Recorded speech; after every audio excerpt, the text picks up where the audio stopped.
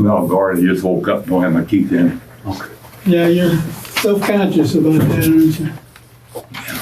Yeah. You all right, though? Yeah, okay. Looks like something's on your mind. What's up? I thought I'd be going back to St. Charles by now. What we're trying to do is work it out where you don't have to. That would be better for you, correct? Yeah, it'd probably be better for everybody. One of the reasons is the health problem, health situation. Here they've got it somewhat under control. Right. If we bring it back to either one of the three different places, we don't know what kind of if they're set up for any type of that situation. I think the Department of Correction would still be responsible for whatever medically happens. Right. So I think from talking to the prosecutors and everything that they're going to try to do everything in-house here. Okay. I mean, obviously it may be a Zoom call. I can't imagine anybody coming up here to do that. But I think we're working on that procedure right now. Easy for everybody. I've been thinking about that too, to consolidate everything. Correct. Mm-hmm. Yeah. Correct. Because all of them have been getting together, making arrangements for this and that, and they've all. Yeah, because things like the medication I take, even the adult pull-ups, does this place supply them, or where I go have to do it, or back and forth? Yeah. That's probably one of the main problems. Yeah. And we don't want to, put you through any of that, or put the jails through any of that. Yeah. Because number one, it's a big responsibility. Oh, yeah. On your part, and plus the time travel, the personnel involved. Correct. So we're still working on that. I talked to my boss the other day, and he's working with everybody involved, and we'll work that out. It'll be easier. Yeah. So look like you're losing weight. I don't think so. Really? No, I still ride. It was my impression too when you walked in. Really? You looked thinner. Yeah. It's the hair. The hair? Yeah. It's the hair. Yeah. No, I'm still around 2 1/4. Okay. All right. Yeah. All right. You want to get the paperwork out of the way? Okay.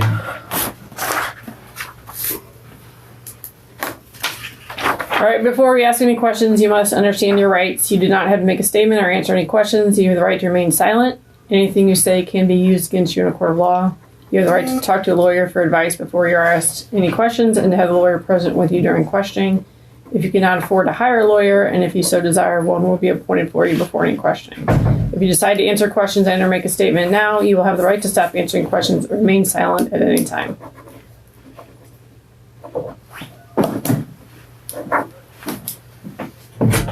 Oh, they got your bottle of water. You're welcome. Thank you. Here you go, sir. Oh, okay. Thank you. We brought donuts, but we gave them to the help. We brought donuts, but we gave them to the help. Cards. Since you didn't Okay. need some help with that. That pop off or twist off? Twist. There we go. Probably will. So have you been contacted by any public defenders or anything like that? No. Okay. I've been contacted by some people wanting to capitalize off of it, make money off of it. I talked to Ryan twice. Oh, did you? I told him at some later date down the road, I might talk to him. He contacted me the second time wanting to talk where he guaranteed he would not use the information until the time was right. And I'm going, I didn't answer that one. I had a letter from an attorney in Clayton that the top corner said advertisement. Oh. It's to be understood. Sure. Talking to some of the other people in here who've had big cases, I'm expecting all kind of, like, we'll do this and we'll give you that. And I'm, man, I don't want to make anything off this. I just want it to be in the past. It's always going to be in my future. I'm always going to have a thought. It's always there. I can't get rid of it. Right. And not to seem I don't know, I shouldn't even say this. What I did was terribly wrong, is evil. But these people who are coming to me are people with other cases that want to make money off it. Is this not also morbid? Oh, yes. Yeah, that's I at mean- another level of being. I know it's human nature. They want to, make a living, sell books. Ryan works as a staff writer for the Riverfront Times, and this is how he makes his living. But I don't want to be any part of it. That's There's understandable. There's nothing they can give me or do for me that I want. Did you get my latest letter? Yes. Okay. I just got it though. So Talking about the letters to the family? Yeah. What you're talking about? Yeah, I don't know if that's even possible. Well, she called me and sent me copies. I got copies of the letter, and I ran it by my boss. Okay. And he says at this time it probably wouldn't be appropriate. That's what, yeah. And so basically that's going to be on hold for a while. Okay. But go ahead. No, go ahead. No, but I think that somewhere down the line that's very possible. Very Right, possible. and letters, I didn't want to, I had to go over the thought, I didn't want to contact them directly, Correct. because I know that's not the right thing to do. Correct. And like that, if you can, great, if you can't, okay too, Have you heard from any of the families? No, I haven't. Okay. I haven't. All right. We didn't know if they would allow something like that or not. I don't know. No, I can't say they haven't tried, because the way letters are received here, it's like legal mail we can get. But if my sister or anybody writes a letter, it goes to Florida and it gets put on our tablet. Correct. And I don't know if everybody knows the address down there. No. Okay. I don't know if my ex-wife has heard from anybody. I know my sister says that was a relief. I didn't know she had been talking to y'all for like 3 months, or you'd been talking to her. Yeah. And last week, Wednesday, I think, when I called her, I finally decided to talk to her. And when I started saying something, she says, "Forget it, I know all about it." And I went, "Do what?" Which was a burden off of me. I wanted to give her a heads up before it hit the news. Yeah. I didn't want her to find out from TV, so I gave her a I know courtesy you call. talked to her prior to that. I did. Yeah. But that's before we kind of, got to talking to you and Yeah. all that kind of thing. So I then I appreciate- didn't call her again until. I appreciate the courtesy y'all giving to my family. It means something. So it made the conversation with her a lot easier, wasn't it? Oh, yeah. What'd you guys talk about? Not that much about this, just that she was aware of everything, and that you'd contact her, and some people from some newspaper have called wanting to interview them, and she won't do it either. Did you discuss anything about any of the cases? Did she ask you any details or anything like that? No. And you didn't volunteer any? No, she just, like she told me, we're still blood, brother and sister, we're family, Right. and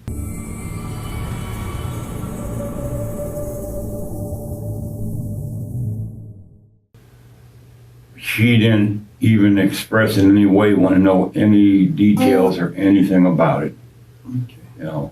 She did call my son out in Kansas, call my cousins up in New York to let them know, because it was on the Associated Press. I mean, it went out broad time, big times.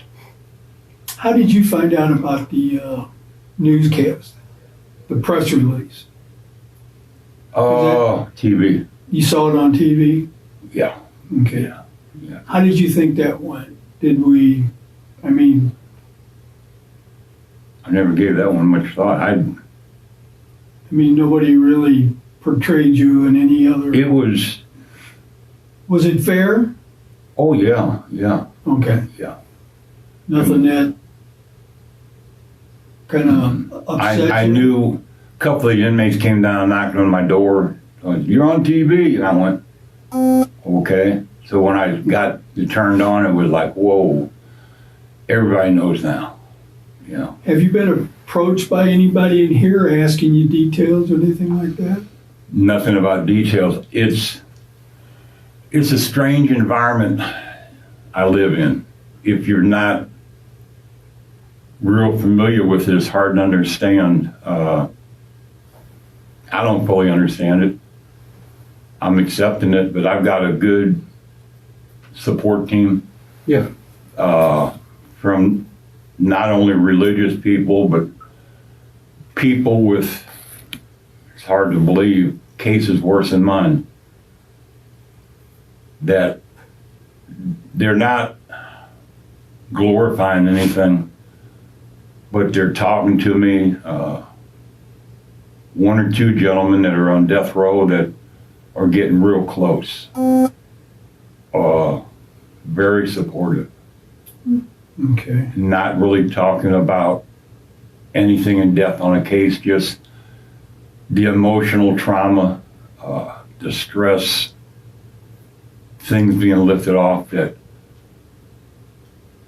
the one, I'm trying to think how he said it. It made me feel good in a way that he admired me as an individual for being a man and standing up to it, accepting full responsibility. And as I sit here, it's hard. It's hard. Has anything gotten worse? Has anything gotten worse? You're not getting any threats or anything like that? No. No.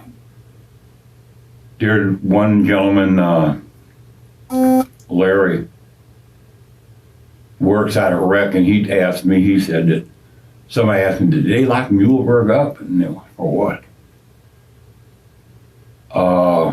No, I have no fear, no threats, no nothing. If there are any lurking, nobody's aware of it, you know. Okay. Nothing to that degree. Did they give you any advice, these guys that you referred to, any advice about this whole process? Not necessarily what's going to happen, but advice of just opening up about what happened, you know, recognizing those details that we've asked you, you know, Yeah. and we'd like to get cleared up. Have you given that some thought, some more details about what happened? Only as far as tell the authorities, the people, what they want to know as far as I can. Yeah. You know, They suggest you be totally open. which I have been till now. Sure. Yeah. One of them even said now that everybody's different, like they're saying, oh no, they're going to take me back and hold me and do all this stuff. Nobody knows. Like you said, you're working on something, no guarantees. Mhm. We look for you to have the FBI come down and interview you, to profile you. They don't lie to the FBI. You'll give more time, Right. I almost laughed. I said, well, I don't plan on lying to anybody. I mean, if the authorities want to ask questions, I will be as honest as I know. Because and this you may not want to hear, but I cannot detail what I did exactly at 12:01 yesterday. I mean, I don't have total recall. I wish I did. Mm-hmm. You know, on a lot of, not only this case, but a lot of other things, the mistakes or things that happened in the past, you know, I've been trying, but like I said, after I got out of the hospital this last time, that set me back. That I got back here on a Wednesday evening, called my sister, and then found out my daughter had passed away the day before. I'm sorry to hear about Yes. that. Yeah. We did know that. I think that was in, You wrote Yeah. that in the letter. yeah, it's like, Mhm. I'm trying not ever to ask myself, what else can happen? How can it get worse? Because darn if it don't. You know, Have you heard from your other son? Billy, no, my sister contacted him, and he works for the railroad, so he's not, I don't know his hours and stuff like that, but we'll touch base eventually, you know. One of the things that I shouldn't say struggling with, but we have questions about, 4 out of the 5 that we've identified, we've done everything, we're having a hell of a time trying to figure out the 5th one. Mm-hmm. We've contacted a medical examiner, we've contacted old detectives, there's a whole lot of people that have been contacted, and we just cannot find the 5th one. And that's one of the main reasons we want to come back up and talk to you again, to see if we can go over. What do you mean find? Identifier. Yeah. We don't, okay. we don't have her identified. Yeah. I can probably the one that was in the barrel. Mm-hmm. Right. Yeah. See, like I said before, I don't remember who was first and who was last. Correct. Names, they all use street names. Correct. You know, you'd be surprised at some of the nicknames in this place. Do you remember what she looked like? No, I wish I could. But I'd figured that she had been at my house the longest in the barrel.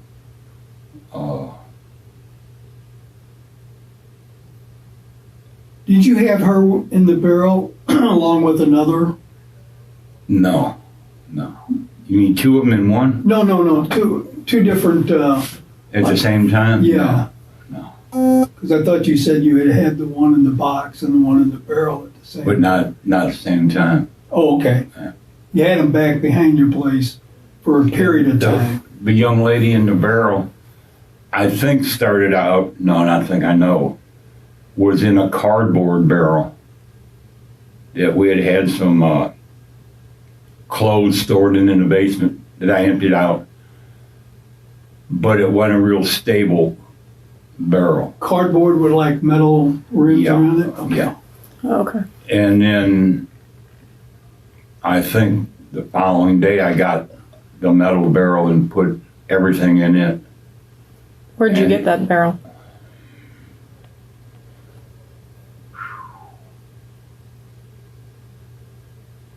I can't really recall. I don't know if I saw it somewhere.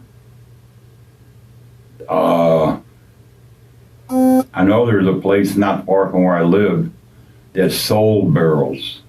Like you make barbecue pits or storage or shipping out of. I'll give that some thought. Now you Yeah, said, she sat behind my house for a few months. you said you put her and other things in the barrel? Is what- Just that cardboard and then put all that in the metal barrel. Oh, okay. So you didn't have to physically transfer her, your hands on her No. skin. You put the barrel in there. Yeah, it was Cardboard kind of like the cardboard barrel standing upright and then you just lift it and slip the metal one over it. In a Turn it fit. over. Yeah. Yeah. Okay. Yeah. Seal the lid down? Hmm? And then you seal the lid down? Oh, yeah. Yeah. It had I can't remember what it's called, but it had the ring that once the lid was on, you put the ring around it and snapped it shut. Okay? What do you remember about anything of that night? Do you remember anything that would help us identify her in any way? Is there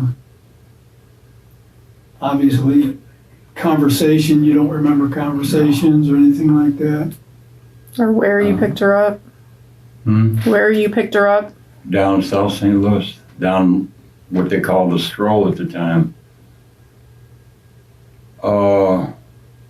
I remember reading something in the paper about somebody trying to make facial recognition out of clay or something to identify somebody, and a cross.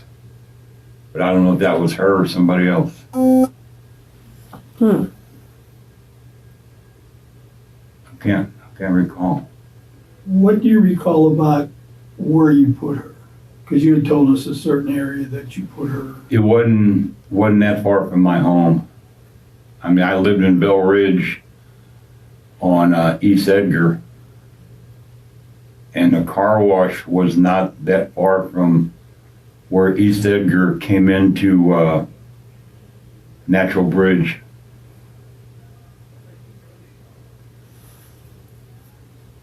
I know I used a van. What time of day was it? What time of day? Real late evening or early morning. Do you remember if you washed your vehicle out? Did you wash your vehicle? Did you use the car wash that night for any reason? I probably did. It was in, I think, the winter time.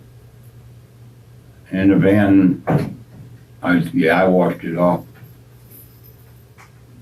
Regular cleaning, like washing the outside, cleaning the inside. But there are no telltale signs from what was in there. I mean, Was there anybody else?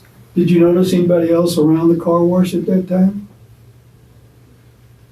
I'm sure there are cars driving by, but I don't. Anybody washing their cars? It was a small, I think, a 2-bay car wash. Yeah, I think it's just maybe a 3-bay with the 1-bay taller for like pickup trucks and vans and things of that. Do you remember the name of that car wash? Oh, I sure don't. I don't really know if it had a name. No, I can't. I don't think I ever knew if it had a name. The place where you put that barrel at the car wash, describe that. At what location? Inside the bay, outside? I was inside the bay, because when I pulled in, I opened, the van had double doors on the side, it wasn't a slider. And I pulled the barrel out and just sat it against the wall. Like where the wand would be, you know, where you Close spray to it, everything. yeah, close to it. And are you sure that was the place you put it, that car wash? Could it be confused with another car wash? No, Okay. no. Because I know when I left there, I went to the Waffle House to get a cup of coffee or something. There you go. Okay. Yeah. So it's basically in the neighborhood. That's very close. You know, these others, O'Fallon, Lincoln County, Maryland Heights, Yeah. a little bit further from your house. Mm-hmm. What do you think of, did you think about the risk you were taking so close to your house, disposing of that body? Not really, because it, like Natural Bridge is well traveled, it's not isolated, it's out in the open. Why at that particular time? Was there anything happening with the barrel, odor or seepage or anything that you would say, I think I better do it at this particular time? It just not, I don't know why at that particular time I did it. I mean, why I moved it then and not earlier or later. I mean, Any reason why you would have kept it for 2 or 3 months as opposed to the other ones? not knowing what to do, hesitation. I mean, So would you think that might have been the first one? for as bad as you say she was decomposed, yeah.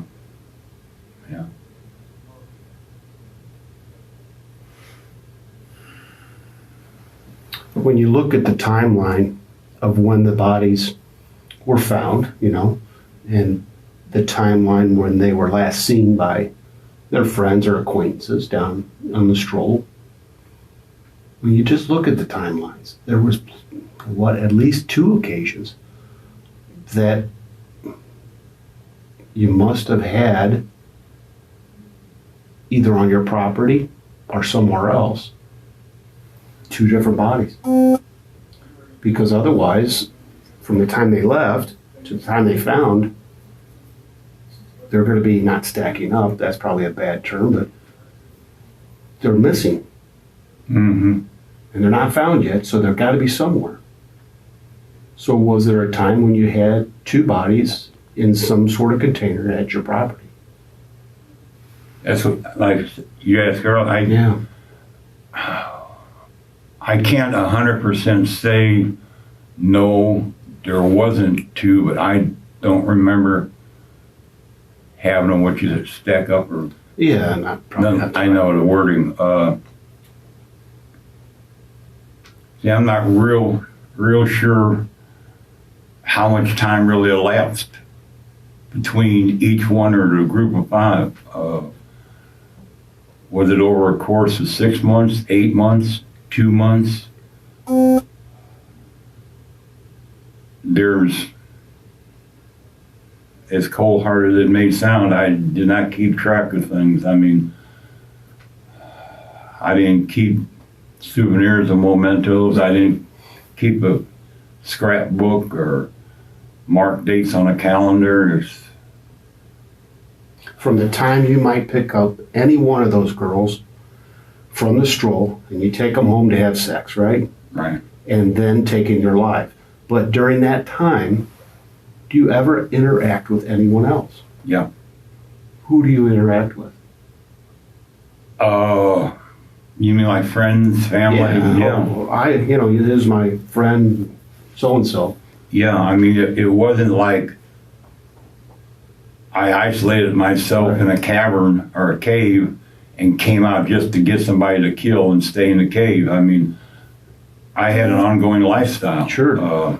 But during that interaction with friends and family, do they ever see any of the girls you take home? No.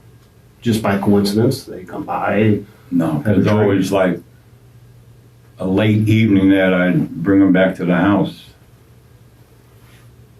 You mentioned that often, well, each time they were picked up from the stroll.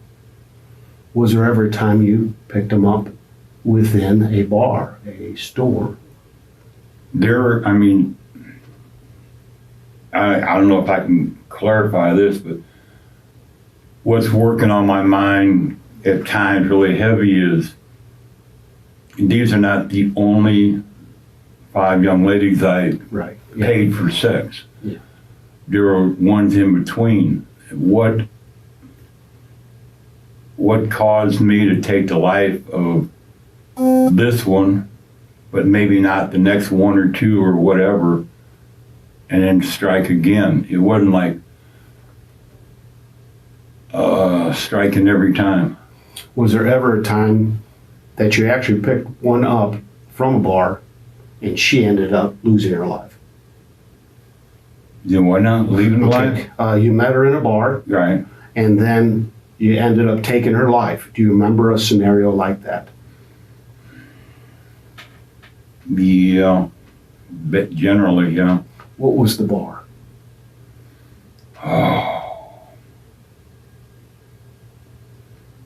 I got it pictured in my mind.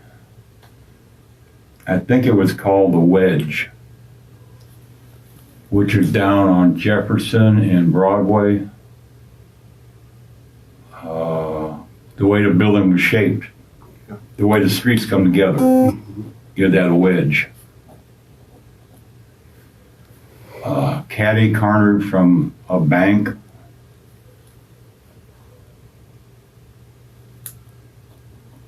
I think that's where I picked the one young lady up.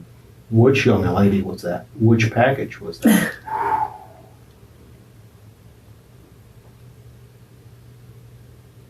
Man, I can't recall that. Man, I really wish I could to identify the one, because the family is still not knowing.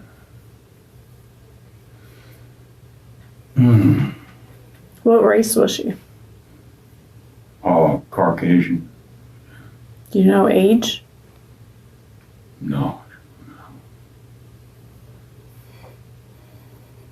How did you kill her? Like the other, strangled. Right, but some were like ropes, some were hands. How about that one? Oh, see, to me, when I say strangled, it means by some means, my hand, the rope, Yeah. Whatever. I mean, not like they weren't shot. No. They weren't stabbed. They weren't sliced and diced. They weren't beaten. For the life of me, I can't really say which one had a rope or a string or my hands. Gary, we got a name of somebody. We checked with the medical examiner's office. Okay. And the best we were able to find out, she was a 69-year-old woman. You know what? 69-year-old black woman. No. As soon as I heard that, I said, I can't imagine that being No. anybody that we'd want to look at, because we got her name Mm-hmm. and things like that. But No, sir, it wouldn't. nothing of that age. Or were most of the women white? Yeah. I believe so. One might have been almost like darker skin complexion, but they were all Caucasian or white. There were no Chinese or Orientals or blacks or. Okay. I'm gonna show you a picture. See if you recognize her.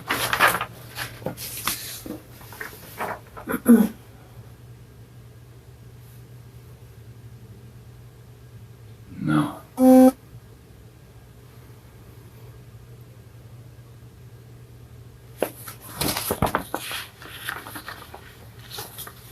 Yeah, those both are the same person? Mm-hmm. No, I don't recognize either one of them. Okay, how about this one?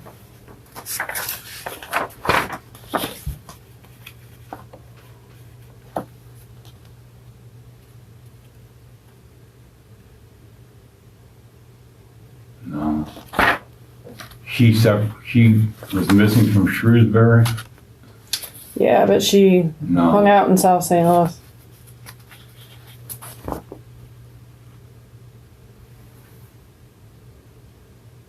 I believe Shrewsbury took the missing persons report, but she used to hang out in the stroll area, correct, Jody? Yeah, correct. No, it just doesn't ring any bells whatsoever. One more.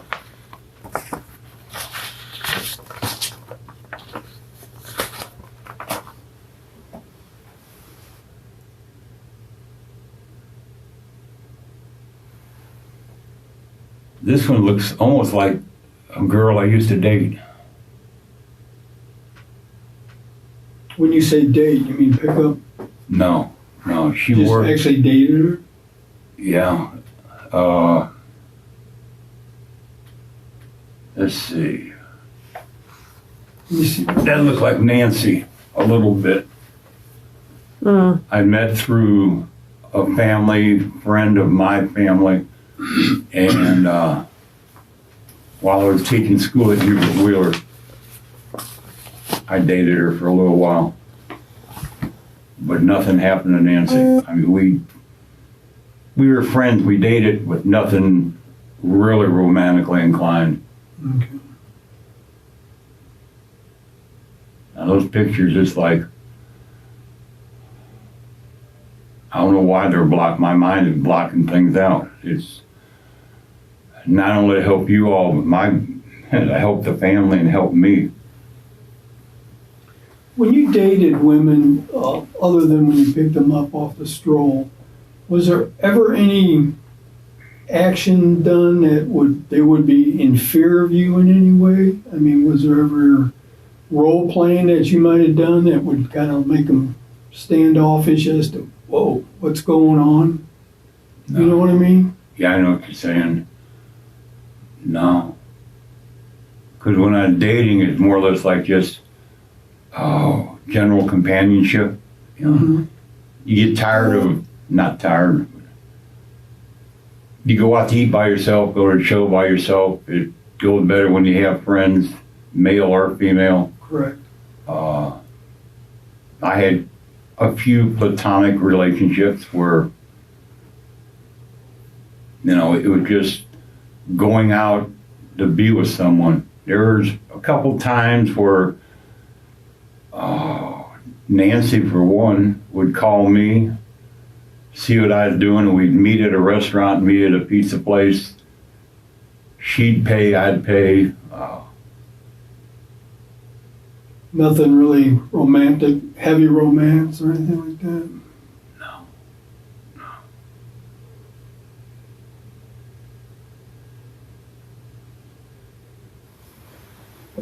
Do you remember, prior to all these girls that lost their lives, do you remember ever forcing someone to have sexual contact with you?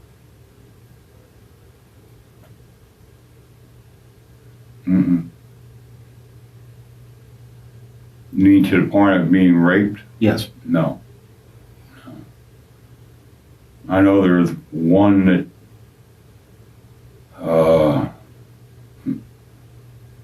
my ex-wife, when we were separated,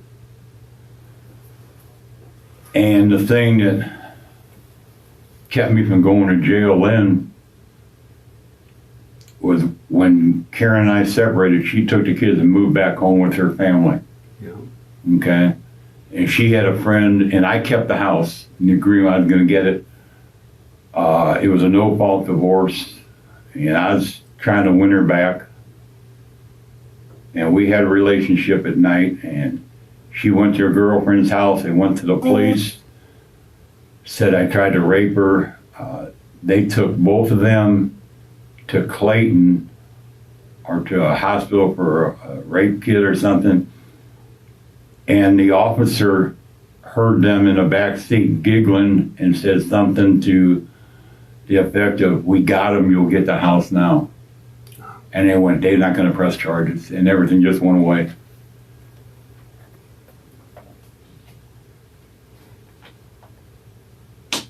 We talked about picking up these girls that lost their lives, having sex with them, right?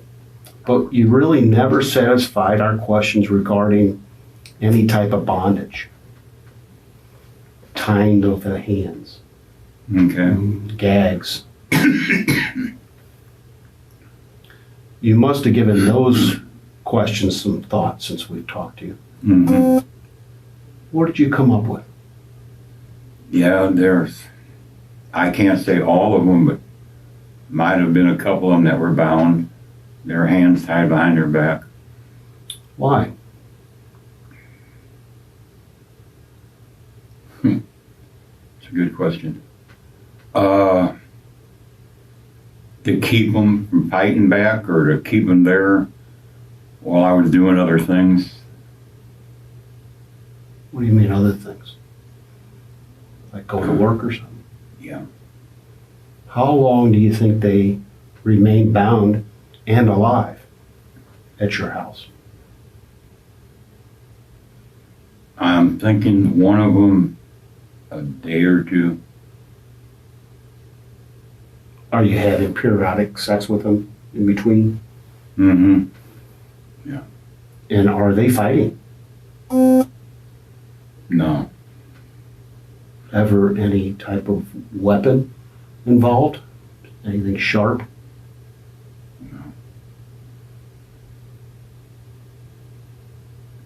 I didn't own any firearms. For one, I couldn't legally. Not ill. And then why the decision to end their life? If you got them there, they're bound, they can't leave, it's a source of sexual contact. Why come to that point where you no longer need them alive? You're asking the same question I've been asking myself time and time again. If they willingly went to my house, I paid them. Yeah. why did some of them I take home, take back? Unfortunately, 5 of them I didn't. Why or what provoked that type of behavior? I mean, I don't know. Do you recall when you're talking about the one that you may have had there for 1 or 2 days? Do you remember what type of packaging you used on her? Which one that would have been? No, no. I mean, that may come to mind in time, but I'm trying my best to remember everything, And we appreciate that. even if I don't divulge it. I know you all need as much. You need the whole scenario. Yeah. Not as much as me. Is there anything that you wouldn't divulge to us? Is there anything that comes to mind that you just don't want to tell them that? No. How can it be any worse? It's like, Right. It's out there now. oh yeah, Yeah. way out there. Well, believe it or not, sometimes when we sit down to talk to people, even though they divulge what they did, there's always these details. For instance, you're just now saying they were left bound and kept for a little while. Sometimes it's just, some people are embarrassed, even though what they did was this thing, not good, but still they hang on to that one thing that, I'm Yeah. kind of embarrassed about that. Is there anything like that? So for instance, was the act of binding them, gagging them, keeping them part of the sexual arousal? It might have been. It might have been. But you see, holding stuff back from myself would not, no, it's like everything's in here.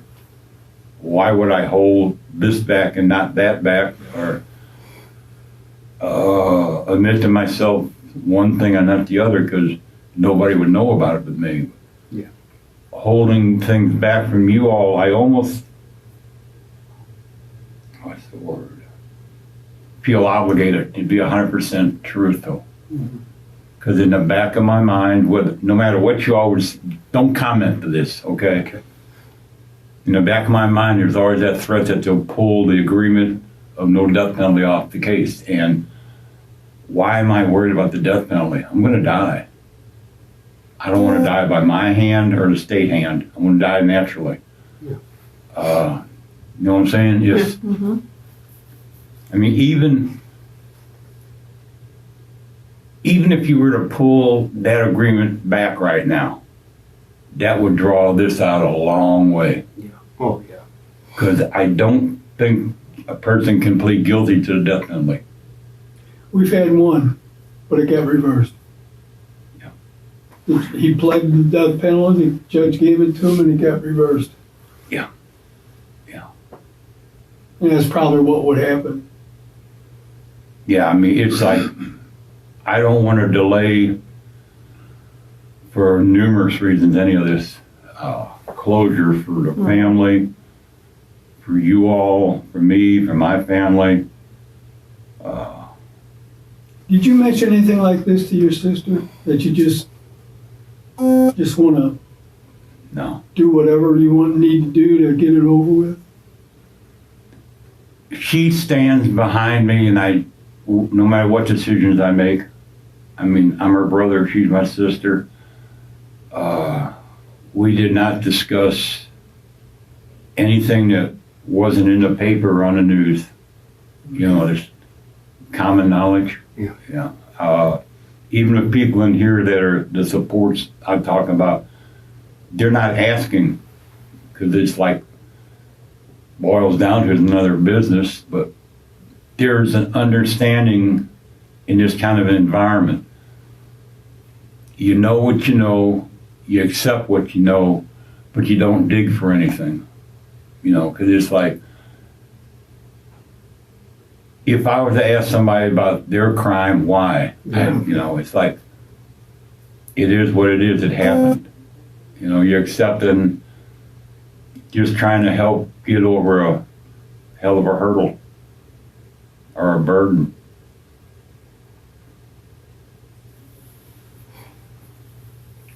So I know you said you couldn't remember time as far as this last one that's not identified.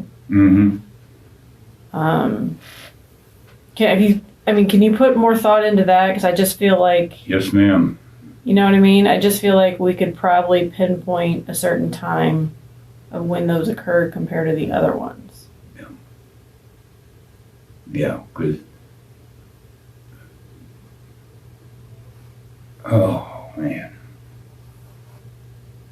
Her family's got a right to know if that's her or not. Or some family, if she has a family. Right, and I'm getting quite a few phone calls from families saying, I'm do you sure. think it's my mom? Do you think it's my aunt? Do you think, you Yeah. know? I can understand that. Yeah. Yeah, I will give that a lot of thought. Because she don't have anybody come put flowers on her grave. Sure. She's a John Doe or a Jane Doe or whatever.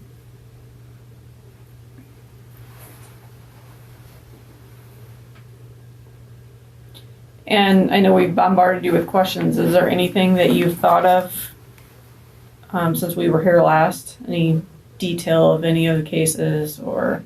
I can't really come up with anything more right now. Not to make excuses, but that 5 days in the hospital and my daughter's death kind of like, Set you back oh yeah, big time. yeah. I mean, I know the suffering I went through, knowing April was not in the best of health and her demise. I can't imagine what these families have gone through for 32 years. It's a lifetime. So what made you stop? What made you stop? That's what I've been. I've been given a lot of thoughts to different scenarios, categories, like dating in high school, dating in college, dating when I got out, being married, divorced. What turned this on and what turned it off completely?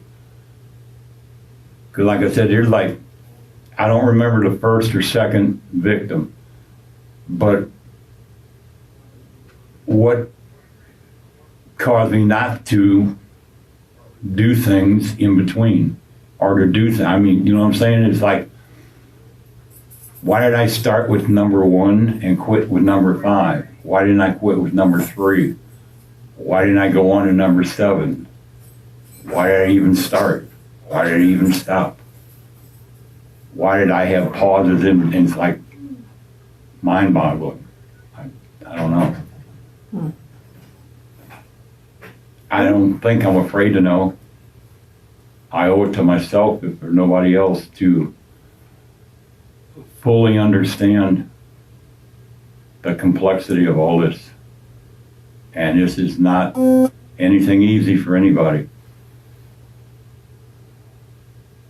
What about any other state that you may have lived in? Anything like, what about any other state that you may have lived in?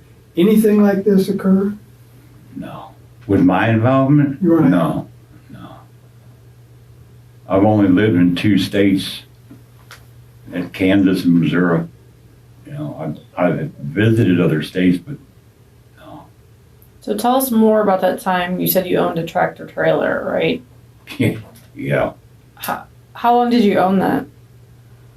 Oh, probably about 8 months when I went bankrupt. Okay. And you said you used it. You used it yourself. Oh yeah.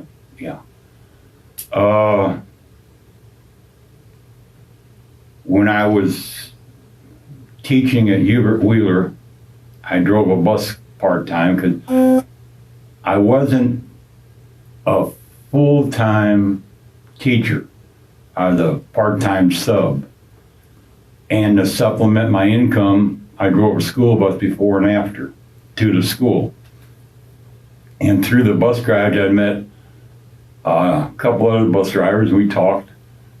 And get to the chase, we decided to buy a tractor trailer for the summertime. And we bought it from over in East St. Louis by the stockyards.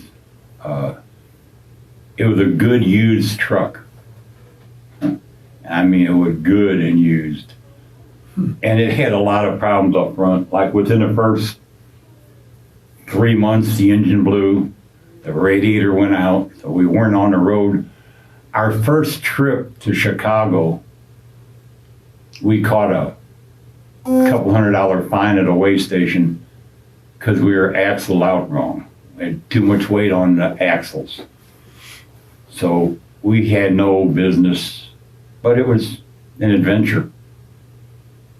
Did you always drive with another driver? Or were you ever? No, there was a time or two that I'd take it up by myself or Jay would take it up.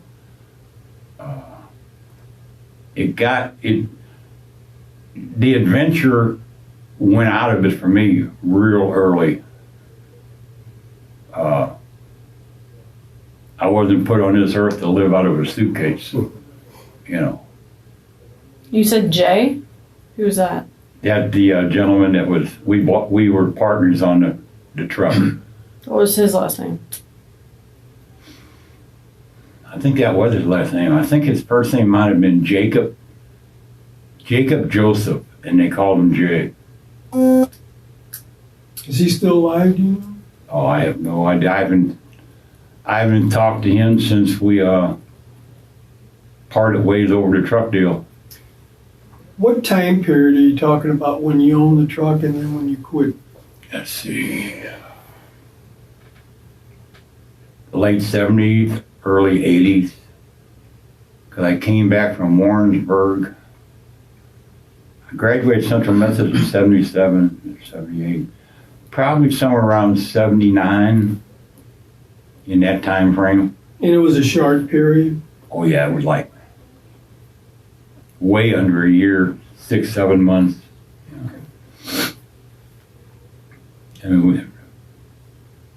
I know we took the truck out for a test drive and everything was great. Never dawned on me that it's like a car. You drive one way with a car, you drive another way when you're towing a trailer. And when you put a 45-foot dry box on the back end of a truck loaded, it drives a whole bunch different. Yeah.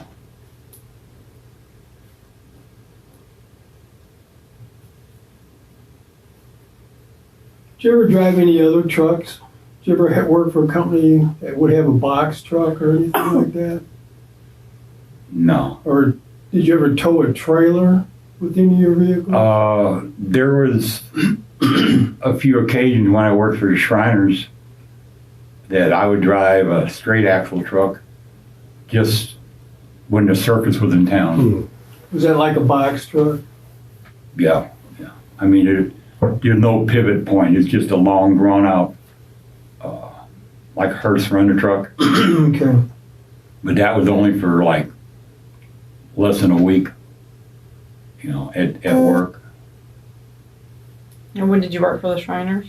When did you work for the Shriners? Oh, late part of 80s, after my divorce. In fact, I'm thinking when I got hired and I started to work, I had to take the second day off to go to my divorce hearing. That would have been mid to late 80s.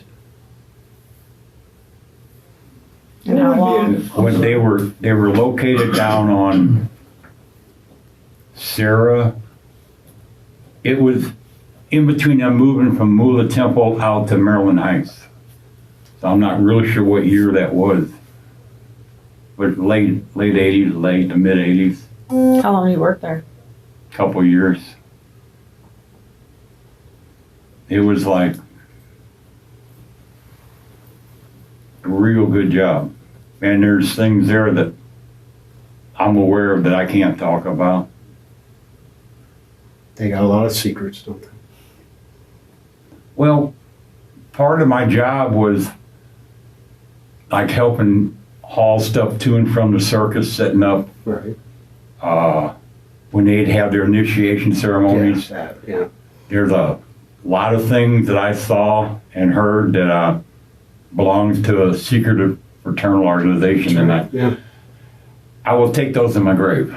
My dad was a 33rd degree Mason, which is an honorary degree. You can earn through the York Rite, Scottish Rite, you can earn degrees up to your 32nd degree. The 33rd is bestowed upon you, you know. It was a good job. A lot of long hours, hard work, but So when you were picking up the girls from the stroll, even the ones that didn't lose their life, all of them, would you ever stop by the police just because you're a John? Or you're in an area, you know how it is. They know what goes on in the area, and sometimes they make traffic stops. Did you ever get stopped? no. Which, not to mention, is surprising because certain areas of any town at certain times of the day or night, people wonder why you're there. Yeah, yeah. I mean, I'm Especially if sure you're law cruising. enforcement and neighbors all knew Oh, yeah. what went on after hours on the stroll. Oh, yeah. You know, human nature sometimes to turn a blind eye. Mhm. I know the one time, and this came to mind a couple of weeks ago, you could tell when they're walking and looking at, and you pull over, and this one attractive young lady, blonde, you know, are you looking for a date? Now, there were some yes and no questions back and forth, and I just looked at her and went, officer, get the F away from my car. It was that obvious. Well, from my understanding now, and even I think at the time, is undercover officer that's trying to catch guys and stuff like that will not get in a vehicle. Probably true. So when Yeah. she stood there with her hand on the roof talking, it was like red lights going off. And I said, "Oh, goodbye, officer, get away from my vehicle." Yeah. So you have the five that, and we're still trying to determine that fifth's identity. But you got five there, and then there was Doc later on. That's six. How many people do you think you've killed in your lifetime?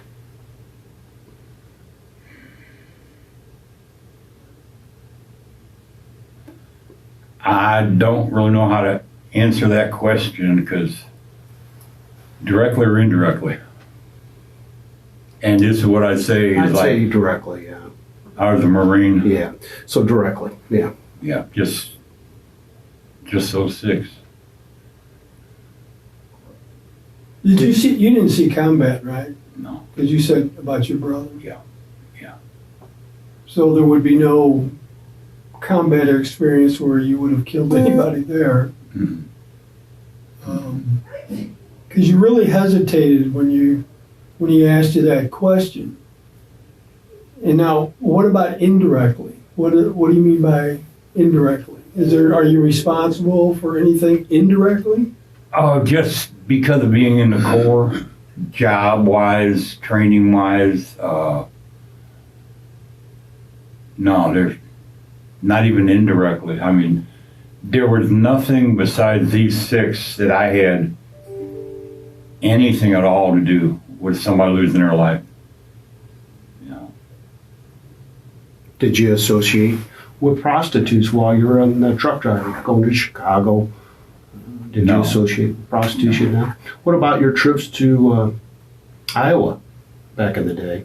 Did you associate with prostitutes back then? No, going to Iowa by myself or with my family. No, the visit sis and her family up there. You'd be like, one of the first trips I went up to see Cheryl and Jay, I had my mom, my grandmother, and the family dog in the back seat. Yeah, so You know, not the time or place, right? no. And things like that trip stick out now. At the time it was serious, but it was humorous afterwards. I'm driving down the highway and the weather's a little chilly and the grandmother's in the front seat. Thermos of coffee. Yeah. And she opens the thermos near the front window. Instant fog.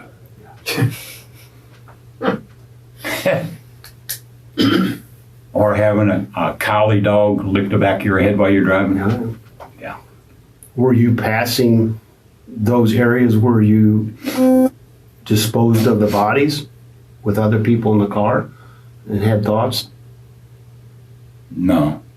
I mean, I'm sure the one young lady up near Troy, I think that's Highway 64, that goes from like Wentzville all the way up into Iowa. But back then, the trip with the dog and that would have been 76, 77, way before any of this. Okay. I didn't make any trips after all this started or ended to Iowa. What about Indianapolis? You said you had traveled there. Yeah, there was the company we were leased out to in East St. Louis. I think it was Island Cartage or something like that. I've hauled with the truck a lot of Anheuser-Busch products, rolled steel out of Indianapolis, Indiana, food products out of Millstead, Illinois, Golden Dip, I think the name of the company was.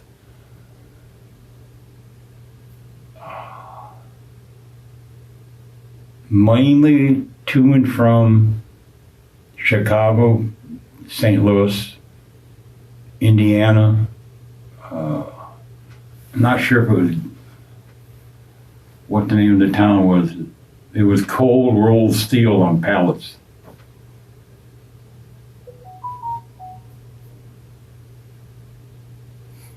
Isn't Indianapolis southern Illinois, down southern, or is that up near the lakes?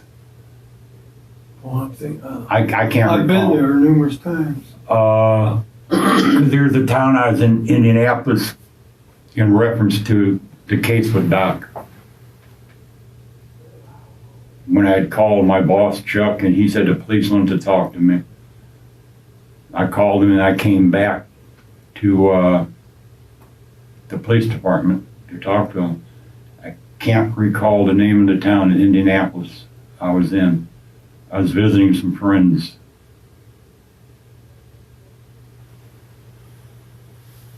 Have you given any more thought to if anybody's helped you with any of these? Anyone? Anyone has helped you either with Any help? yeah There wasn't. disposing of the bodies or No, there's nobody else involved. no one else involved? No. Let me ask you this. If there was, would you tell us? Yes, sir, I would. Okay. Yes, sir, I would. What started you on your adventure to start picking up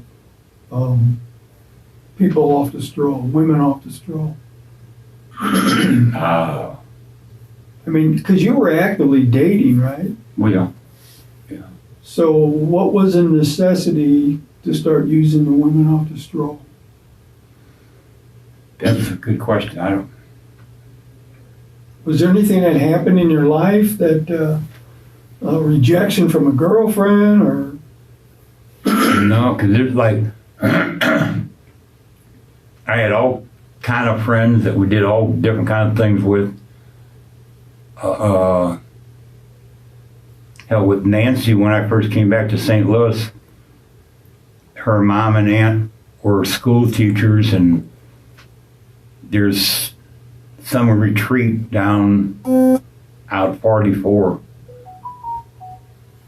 Nancy's brother was a Maronist priest, and we didn't stay together at this retreat. They had separate lodging. Pam was a waitress at a little diner in Overland. We went to New Orleans for 4 or 5 days just to get away from St. Louis. But that was right after my home burned. Well after this time, a good year or two after all this, I don't know. Just like I said, I'm trying to piece together different recollections, and some fit and some don't. Was the sexual contact that you had in relationships, your wives, girlfriends, dates, that sexual relationship, was that very much different than the sexual contact that you'd have with prostitution? As far as The bondage? activities. Yeah, the Yeah. activities, yeah. Oh yeah, day and night. Yeah, so maybe the reason contact with prostitution, because you can live out that sexual activity with them and not necessarily with real relationships. Yeah. Especially the bondage. Yeah. Was there bondage in regular relationship? No. Not part of it. No. But with prostitutes there was. Is that something you had to pay extra for, the bondage with the prostitutes, or was that all forced?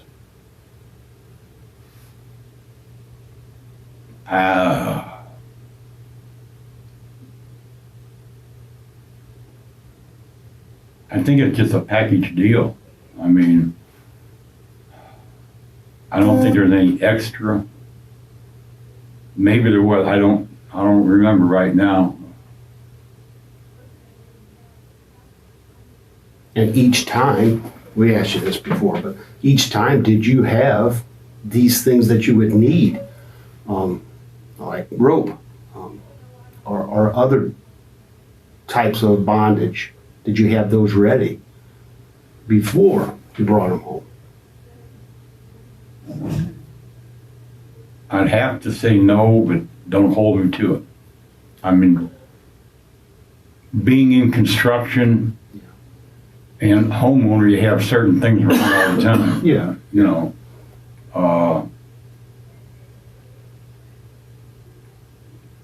I don't really recall if it was like prearranged, like, okay, I'm gonna get this stuff together because I'm gonna go out and do this now. Yeah. Or if it was spontaneous or an afterthought. Boy, those are some heavy questions to think about now. Was the bondage voluntary? Was the bondage voluntary? I'm thinking on one or two of them it was. But I can't say for sure if it was for all of them. Probably not. But Were they conscious and awake and aware of what was happening to them? Or were they unconscious? no, they were aware of what was going on. What was the words exchanged? Oh, yeah, Some natural things that people are aware of what's happening to them Mhm. would be what? Where they go? I'm thinking there might have been one of them that after the sexual act happened made a comment about, can you untie me now? And I says, no, it'll come later. Or something to that degree. Boy, some of this hurts.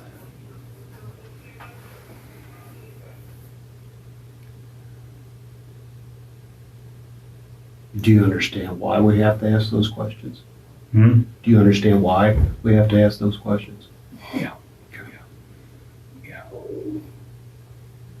Because I don't know if y'all need to or want to or have to, but you gotta get to the bottom of everything, whether it's significant, well, it's all significant if it had to do with a crime, but needed all the information. Yeah, and sometimes when we get these little things, and frankly, some things are irrelevant, but when we get those things and you start thinking, well, then remember the connections in the brain start making connections to things we really need. Mm-hmm. And what we really need is the identity of that fifth girl. I know. And maybe something that you recall. Would unlock that door. Oh, yeah. It could lead us to a place where we can check, hey, did you have some deceased body in a barrel? You know, so far we're not there yet. Oh, I fully understand that. Yeah. Yeah, I'm not just saying I wish I could, because I've opened up the doors on 4 of them. Maybe not 100%, but they're open. Yeah. That fifth one, the one in the barrel, that's, as far as identity goes, that's still a closed situation. And I did ask you this in the beginning of today's conversation. Are you sure it was that car wash? Are you sure it was that car wash? Yeah. Yeah, I Nothing, am. nothing spooked you and made you move on to another location or anything? No, because that's the car wash I normally use. Yeah, okay. Because close proximity to my home. Did you have a picture? The car wash? I brought them. Yeah. You want some? Yeah. All right. So I prepared a couple pictures of car washes. And really this is to try to help you recollect.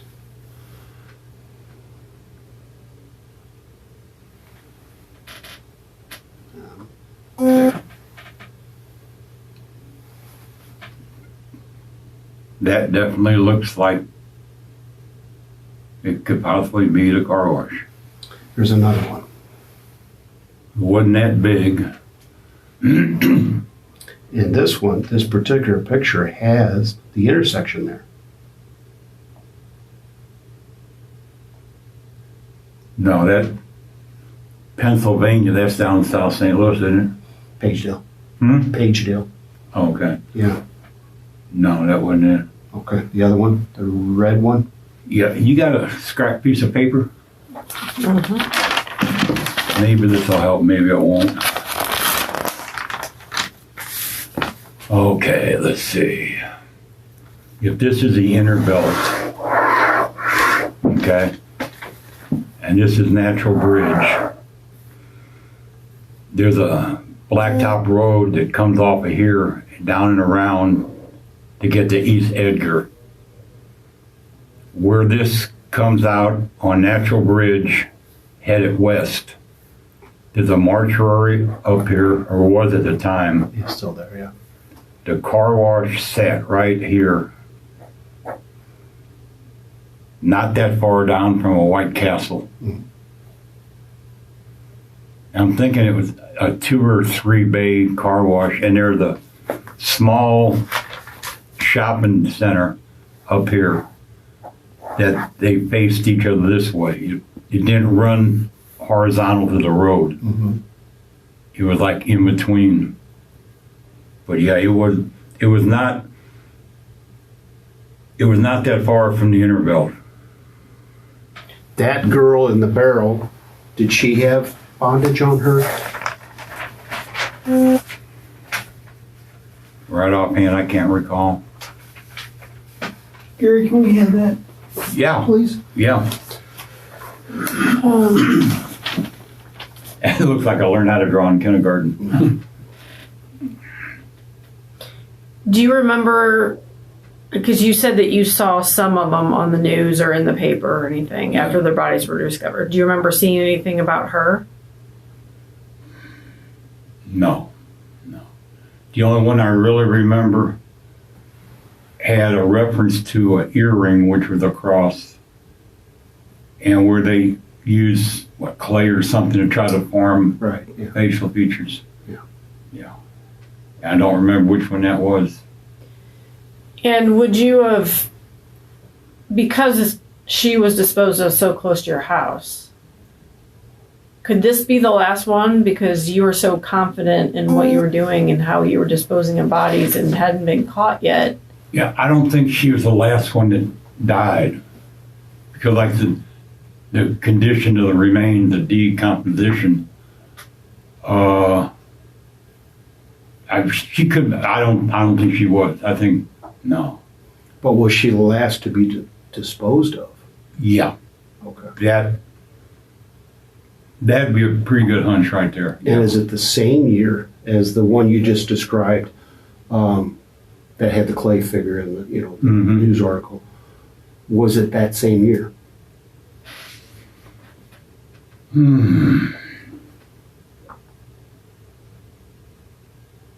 It might have been. And this might help you. You mentioned last time we were here about the box. The young lady that you was in the That's dresser thought in the that box. just came to my mind because you said something about she had decomposed a little bit. She might have been the one with the earring. But you mentioned something about the box and the barrel you having at your house. Yeah. Do you recall in Yeah. which order you disposed of those two? The box and the barrel. I'm almost sure I disposed of the barrel last. Okay. I'm almost sure. The box.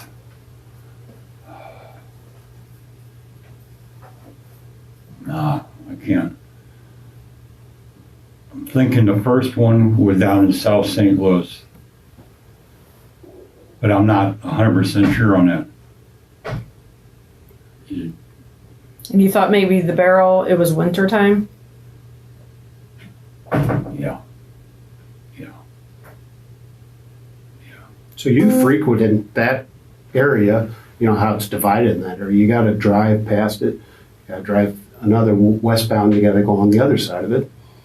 After you drop the barrel off, do you remember just in normal routines looking, is the barrel still there?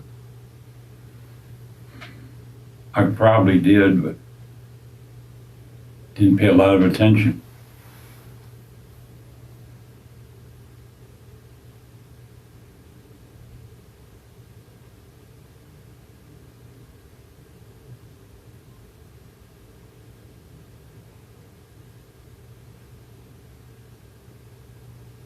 The smell.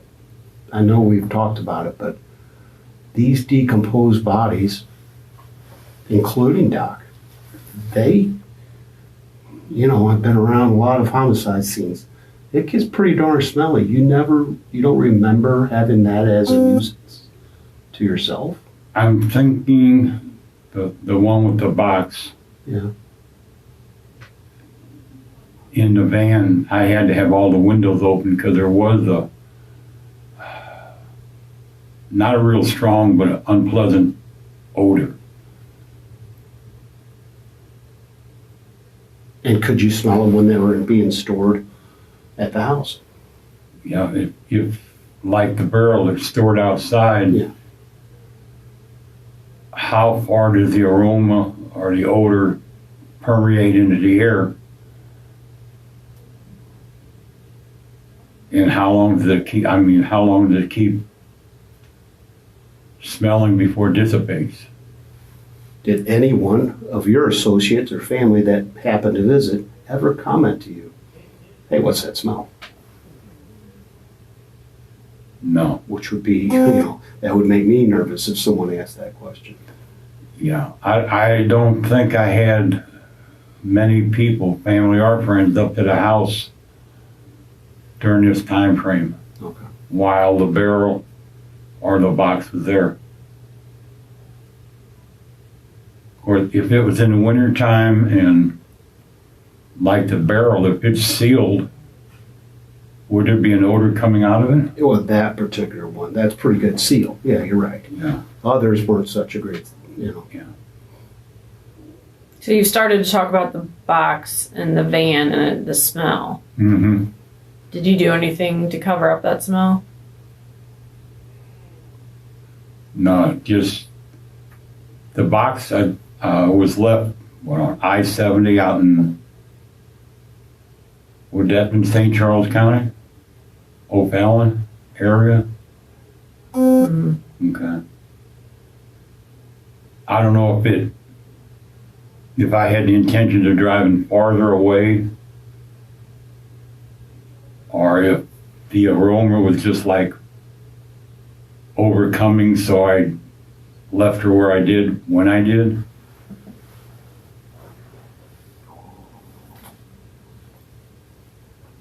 Do you remember having to, did you just lift the box out? Because it was a pretty good sized box. I'd seen it, I was there.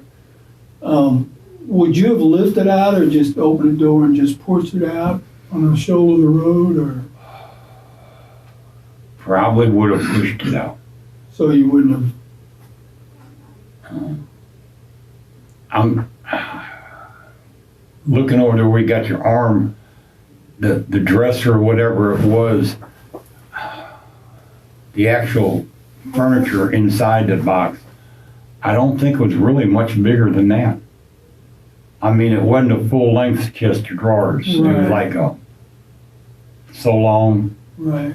Had maybe 3 drawers in it. Yeah.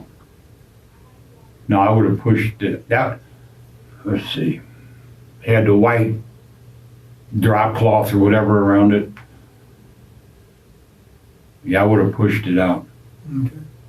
That way I wouldn't have to be at the scene that long. Just pull over and come from the captain's seat, your driver's seat around, push it out and drive off. Nobody'd really see somebody walking around a van or something, pulling something out. Are you asking me? No, I mean, I'm just reflecting on it. Oh, okay. Because not remembering the exact hour that I did this one, there would have been traffic on I-70 all hours of the day, you know.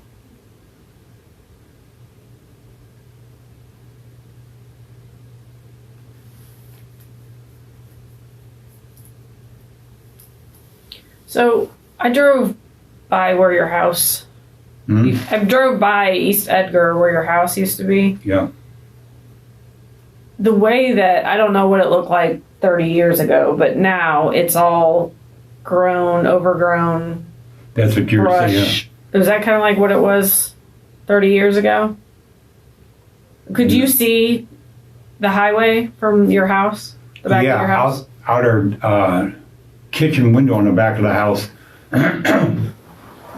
the state had put up a sound barrier, a concrete retaining wall. But off to the side, you could see the inner belt going north and south. Okay, because to me back there is a perfect place to hide stuff. Is there any chance there's anything back there that belongs to the girls? Clothing? Not that I can recall, no. Just out of curiosity, it's like, why did they tear the house down, what, a year and a half ago? That's what I heard, yeah. Yeah, I don't know. I don't know if anybody lived in it or they couldn't, because it wasn't completely rebuilt when I was arrested. It was still under construction. Were you making payments on the house, or did you own the house? I own a house. It wasn't that big of a house. It was like 825 square feet. You know. So you're not sure what happened to the house after you got locked up? No. I don't know how that all works, if you owned it. Did the family take part in trying to claim any of that, or sell the lot? I think it got the state or the county or somebody put a lien on it so it couldn't be sold. It was kind of like evidence. No, I don't know what happened after everything on it. I know it sat vacant for a while. At least for the 3 years I was in the county jail, it was like, it might have been auctioned off at a sheriff's sale or something. Not really sure on that one. But nobody in the family got any proceeds from it that you know of? Oh, Or did the bank repo it? no, the bank couldn't repo it if it was paid for. Oh, it's paid for. Yeah. I'm thinking there was something that when they went to sell it, we had borrowed $5,000 from my family for a down payment. There was something about them getting that money back,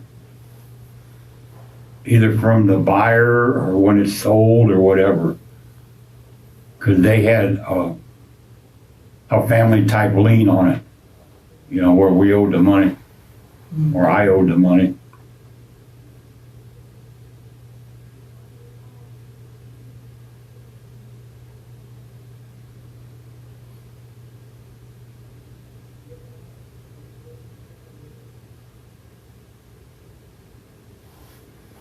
Were you gonna discuss a timeline just of Gary's life?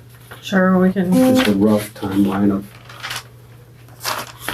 where you were at any given time, you know, from as early as you can recall to So you're born in St. Louis, right? Mm-hmm. What year? 1949. All right. And how long did you live in St. Louis? Oh, mercy. I was born down on Gaynor, south of Beeville Mill. And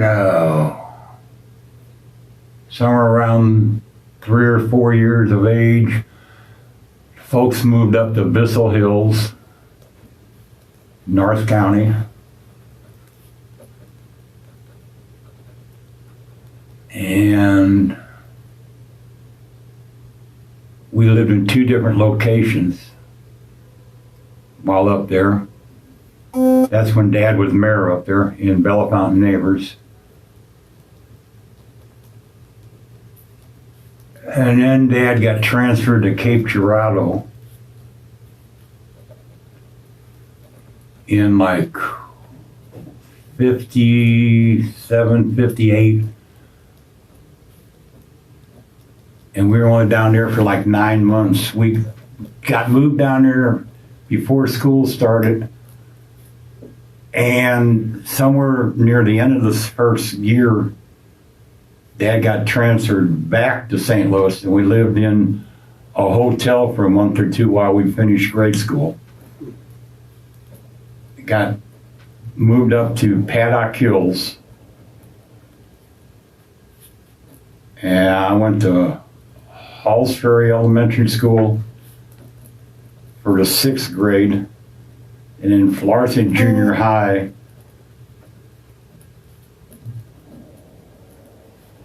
And the same thing, the house sold. We lived in a motel, or an apartment complex rather, excuse me. The last semester or 2 of my 9th year at the junior high. Then Dad got transferred to Just City. And the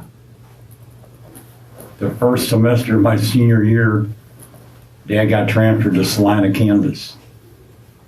So I finished my senior year in Salina.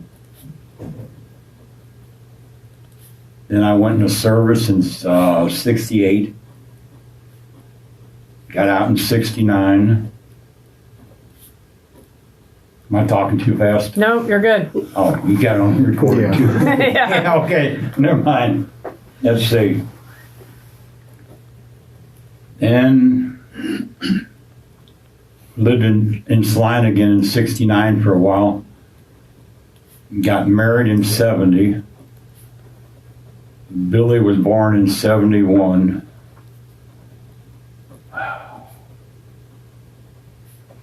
Then I caught a case out there for robbery in 72. And I came back to Missouri to Central Methodist in June of 75. So, how long did you do time in Kansas? 32 months. And was it only one case that you caught there? Yeah, I was convicted of a robbery charge. Okay, didn't you get out? Wasn't there another charge after you got Yeah, out? there was. Yeah, there was. I got out on the first one on probation, court-ordered probation, and turned around and caught another case, a robbery case. And that's when I went to Hutchinson Reformatory.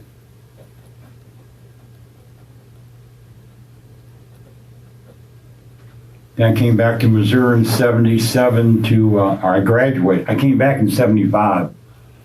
Graduated from Central Methodist up in Fayette,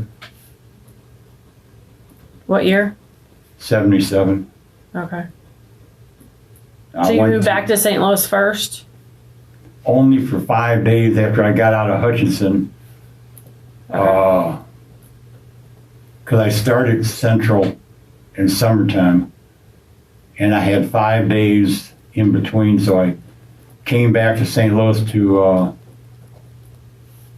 get clothes, a car, before I started on to college. So you graduated in 77 from Yeah. Central Methodist. Okay. Then I went to Warrensburg for grad school, but I dropped out the first semester and came back to St. Louis. What were you going to get your graduate degree in? Hmm? What were you going to get your graduate degree in? Childhood learning disabilities. Then when I came back after that, I lived with my mom for a while. And her next door neighbor, oh man, Mike, and I can't think of the last name right now, but he was a recruiter for Missouri Baptist. She taught at Hubert Wheeler. And I babysat a couple times for him and went to work as a teacher's aide and a substitute teacher at Hubert Wheeler. How long were you there? Oh, a little over a semester before Jay and I bought the truck. That would have been 79, 78, latter part of 78.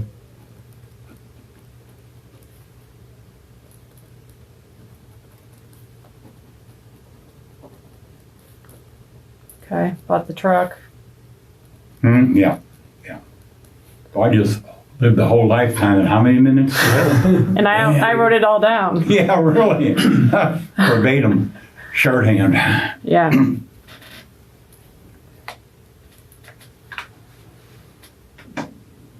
That's a curious question. If it's on a tape recorder where you could have a stenographer, why are you writing it down? Because she would yell at me if I made her do that. I have to go back and watch it and type my Oh, report. she's never yelled at you before? Oh, yeah, but I try to keep her on my good side. So Yeah. Okay.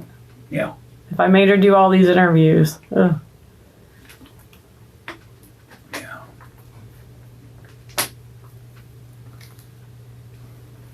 So bought the truck, had that for 9 months or so, right? Yeah. Then I got married. Oh, I don't even remember when. Early 80s. Real quick, how long were you married to your first wife? We got married in 70. 68, 69. Yeah, in 70. And got divorced while I was in Hutchinson. Probably in 73, 74. And I graduated from Hutchinson Community College while I was incarcerated. What was her name? Joanne. She passed away not that long ago from leukemia.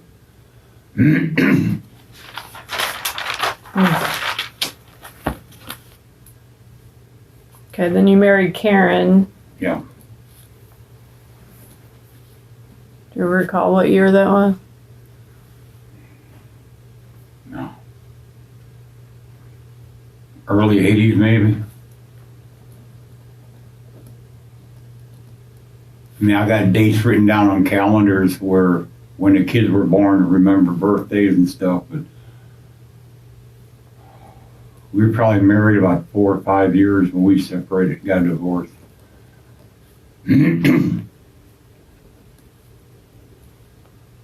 So after you bought the truck, where did you work?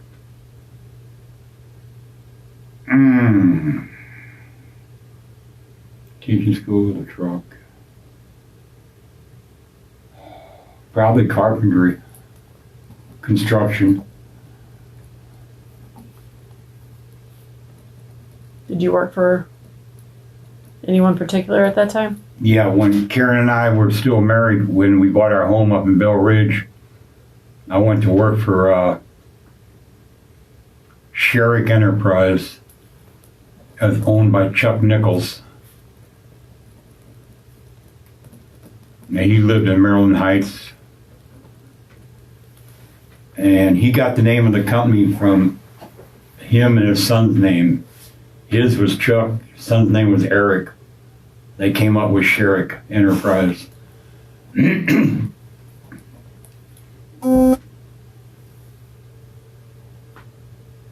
So how long did you work for him? Probably close to the time that Doc was killed. And indirectly was Chuck knew people that I wish I'd never met. And I don't know if it's true or not, but Chuck used to talk about being a personal bodyguard to Mike Tripiano. Hmm. The Leisures, Yeah. which I never met. I think I worked at Tripiano's house one time, not knowing who this guy was. You know, working for Chuck, we did quite a few rent-a-center stores, remodeling, and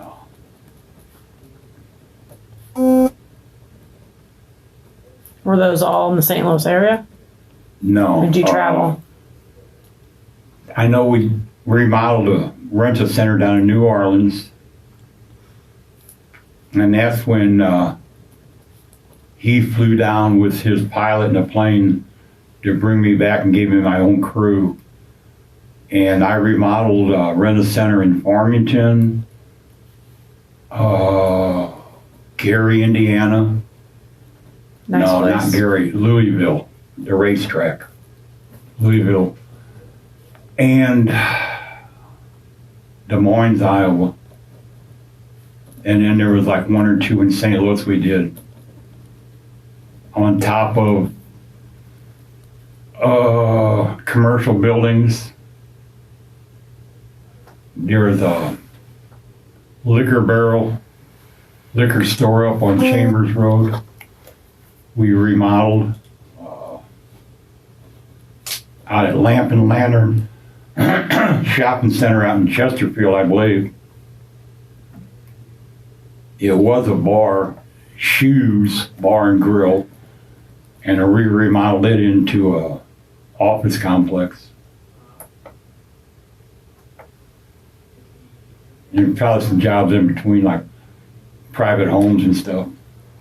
So when you traveled to these other locations, how long would you be in town for? New Orleans, probably an average of a week and a half. And it was pure, I remember telling one guy on the crew, especially in the New Orleans job, they like to go out at night. I mean, I'm down here to work, make money, get back to my family. You know, same as in Louisville. I rented a motel for me and the one helper I took along. But we ended up the last 3 or 4 nights. It took a little longer than normal, so we stayed at the rent-a-center, and that's boring as hell. When you sleep in the back and you get up and your job's right there. I mean, there's no parking lot to walk across, there's no town to drive across, you know. But it averaged a week and a half out of town.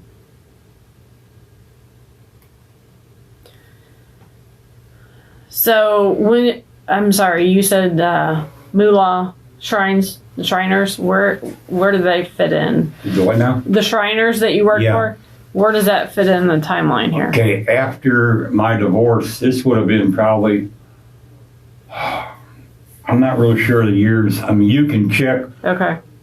from when they went from Moolah Temple down in Lindell and Sarah out to, I'm thinking it was the old Parkway Junior High School.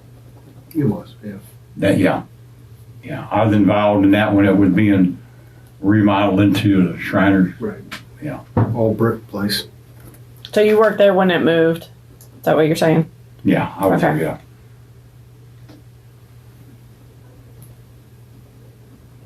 And then I believe in one of the interviews you said that you worked for was it refrigeration type place? Yeah, Husman Refrigeration. Okay. That would have been, let's see, I was married right after we bought our house up in Bell Ridge.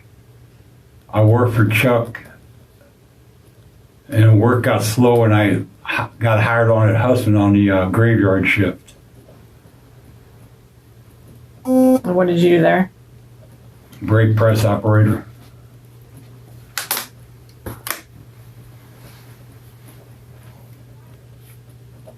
And that was, fall and winter, I can't remember what year. But they hired nothing but basically Vietnam era vets on the third shift. And you have to work like 90 days to get in the union. And like less than 2 weeks after I got in the union, they shut down the third shift. And then I went to work for, I can't remember who, and I got a call back from Husman. And I went, no, I'm working over here. I'm going to stay with this other company. Because the first 3 to 5 years at Husman was give and take with layoffs on seniority. And I needed something more stable. So you left them and went to.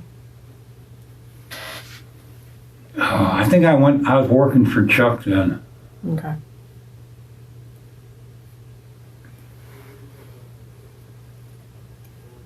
Any places we forget about, or? No, I can't. No, I don't think so. I mean, working for myself on and off. But that pretty well covers the job in college.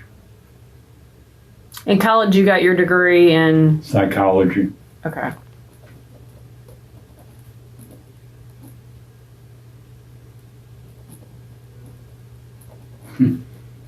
Yeah. Study of the human behavior and the human mind, and look where I sit.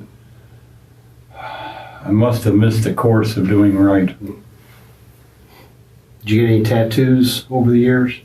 Did you get any tattoos over the years? None? No, came close to getting the bulldog, Did you? but no, I have no body art on me.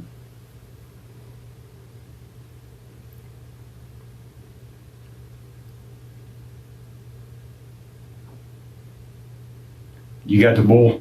No, I have nothing.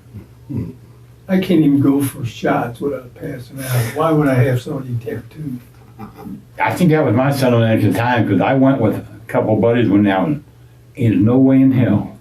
I did too. And watching this on TV is, no. I had a fear of going to the dentist getting the shot of Novocaine. I do not like needles. Yeah. They call that the white coat syndrome. It Never have. I might have smoked some grass, done a few pills years, but never a needle. It's like, no, not gonna happen. It doesn't hurt that bad. It doesn't hurt that bad. Maybe not for you, but I'm glad there's somebody else in the room that will disagree with you. I don't know how it feels. Just annoying pain. Yeah, I've never stuck my hand in the fire and I know it'll burn. I know down here, even this last stay at the hospital in Festus, and putting the IVs in, it's like holding on to the bed rails. White knuckle. Yeah, oh yeah. So what is your prognosis? I'm gonna be seeing Dr. James next week, I think. When I came back from the hospital, I saw Dr. James. He talked about changing some of my current medication and starting me on, I can't remember the name of it, for the kidneys. None of that has transpired yet. They've done some lab work checking white blood cells, things of that nature. The medication the one they're gonna change is, it's all gonna still be for arthritis, for the knees. But Melexicam is not recommended when you have liver and kidney problems. But there's other kind of medication they can use. And to figure out why I'm taking Flomax and I don't have a prostate. But they all have some kind of effect on it. Yeah. I should know more on that. And when I talked to him about the follow-up on the lab work, and I know it's hard to believe, but 1 or 2 doctors and you got 900 patients. Oh, And it's like when they prescribe medication, it's not like me giving you a prescription, you going to the pharmacy. right. It takes a while to get Oh, filled. yeah. You know. So you- Do they bring it around to you? If it's a controlled substance, you go out to the bubble, they call it in the house, Yeah. where they give it to you and watch you take it. Right. The medications that I'm on now, for whatever reasons, is called KOP, which keep on person. Yeah. Comes on a card, 30 pills at a time. Right. When it gets down to your last 7 pills, you turn in a refill request, Mhm. and they bring it to you. So you keep it in your cell. Yeah.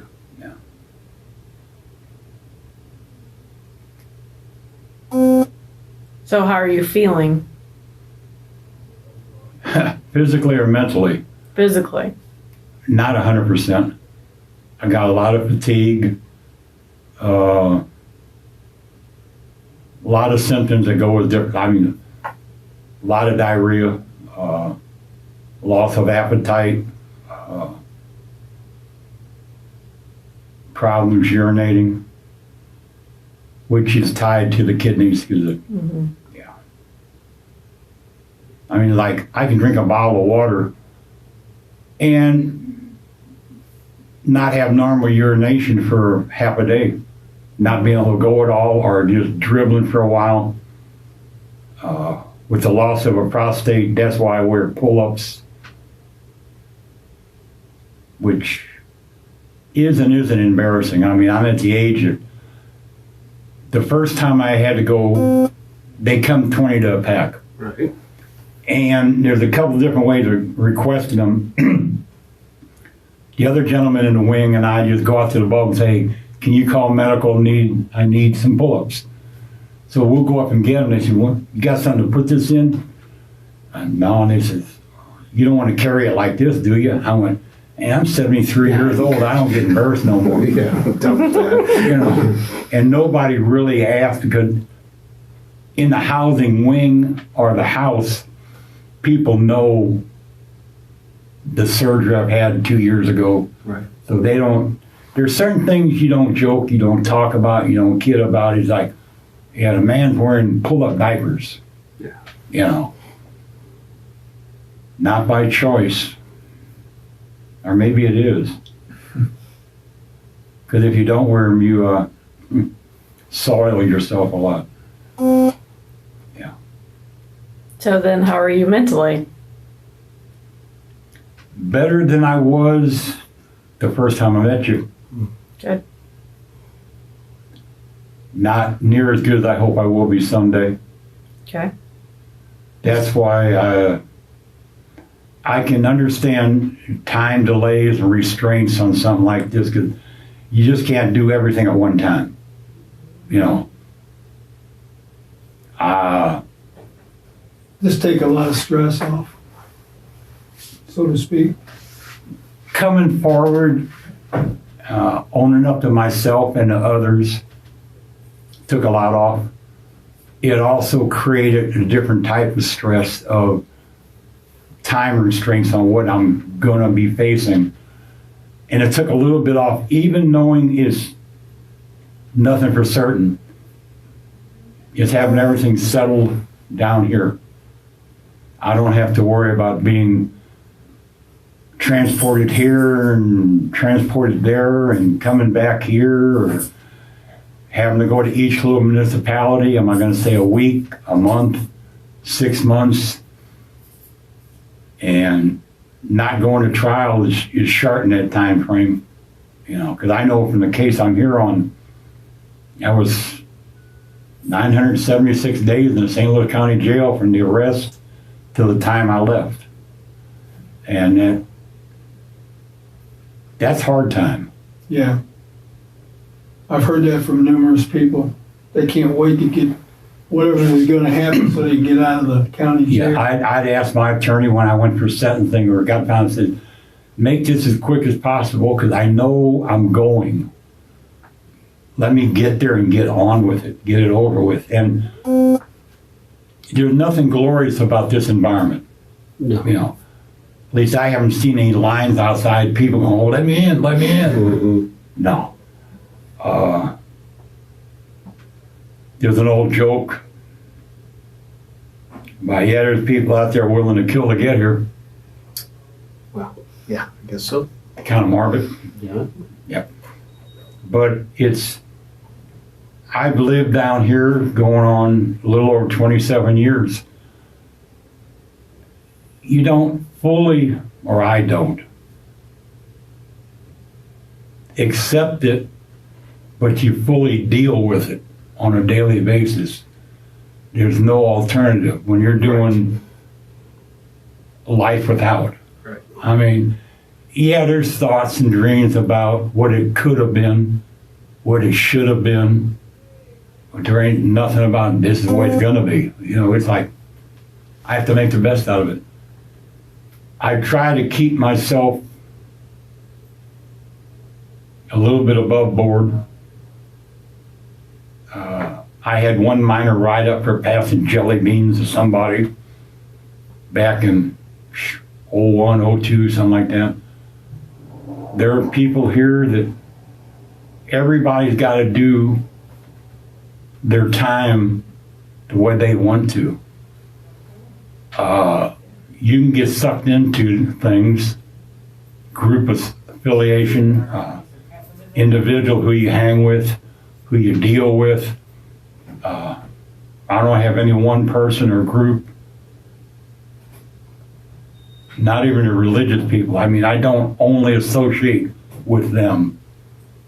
I'm respectful to everybody, and I don't care what color uniform you got on. I mean, I'm not going to slam the door in your face because you're a correctional officer. I'll hold it. You know, it's like, it's not pride because look why I'm here.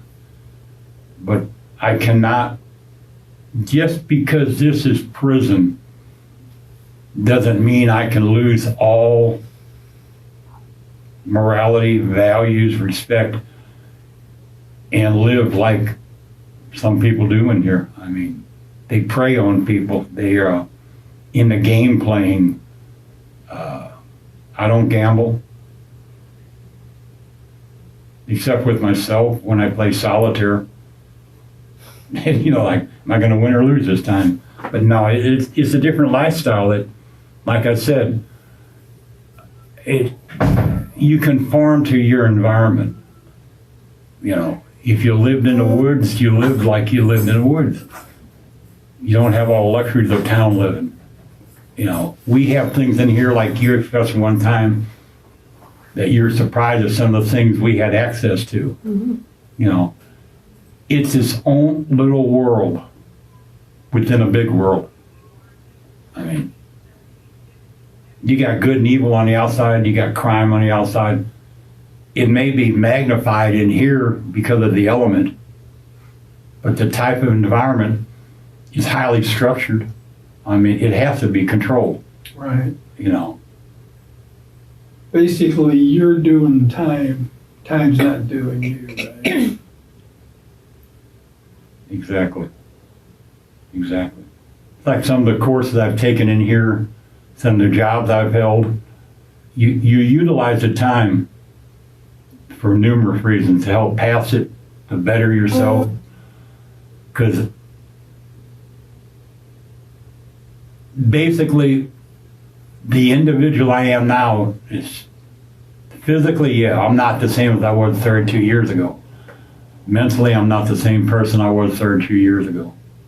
Hopefully, I've evolved on the positive side of it. You know, I'm not out to hurt anybody.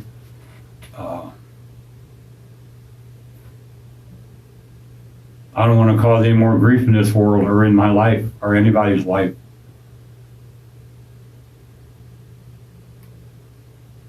I don't know if that makes sense, but that's, It does. yeah. Totally. And I'm sure you all know people like I know there's in here that they get off on getting over on staff members or on their friends or on their cellie. And it's like, man, for numerous reasons, I'm too old to play games with myself anymore. You know, it's like knowing I can't pay you back. Why should I borrow something from you and tell you I'll pay you back next canteen Right. when I know I can't? Right. And you're people. They do it. And when it comes to that point, there's only two things you can do. If you let them get over on you, people think you're weak. If you stand up and fight, there's two house. Eggs, no. I'm not afraid of it, but if I have a choice, I'm not going there. Right. You know, I enjoy the little rights and privileges I had on this side of the camp. You know, some people enjoy getting served 3 meals a day through a slot in the door. I went 2 weeks like that. It did nothing for me. You know.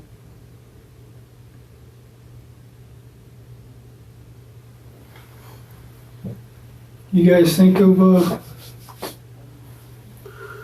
something we haven't covered? The offense back in 72 in Salina, was there a sexual component to that? Yeah, I was charged with rape and robbery. Was that very similar to the behavior with these girls that lost their life? No. Different? Yeah. Was she a prostitute? No. Okay. No.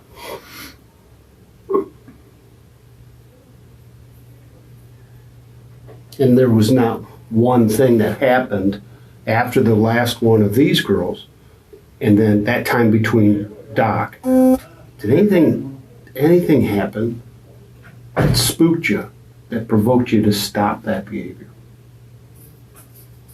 That might have been the operative word right there. Something might have, I'm not sure, but spooked me. So get It's close. kind of like, they used to have a program for youngsters called Scared Straight. Oh, sure, I remember. Yeah. They did, when I first was down here, they had that program down here. And I can't remember why they stopped doing it. But they would, I never took part in it, but I knew some of the inmates that did. And a lot of it was rehearsed for the benefit of scaring the shit out of the kids to keep them out of a place like this. There was some talk during that whole situation with Doc that you were concerned that you were being surveilled by the federal government. That I thought that? That you thought that. Do you remember that? No, I don't. And I was thinking, well, maybe that would provoke you to stop bringing girls back home. You know. Well, see, watching. Doc happened quite a time period after this. A year and a half, 2 years after. But nothing happened that you remember that you stopped bringing home prostitutes. Yeah, something spooked me. I don't know if that's a proper word, but it seems like it might fit the scenario right now.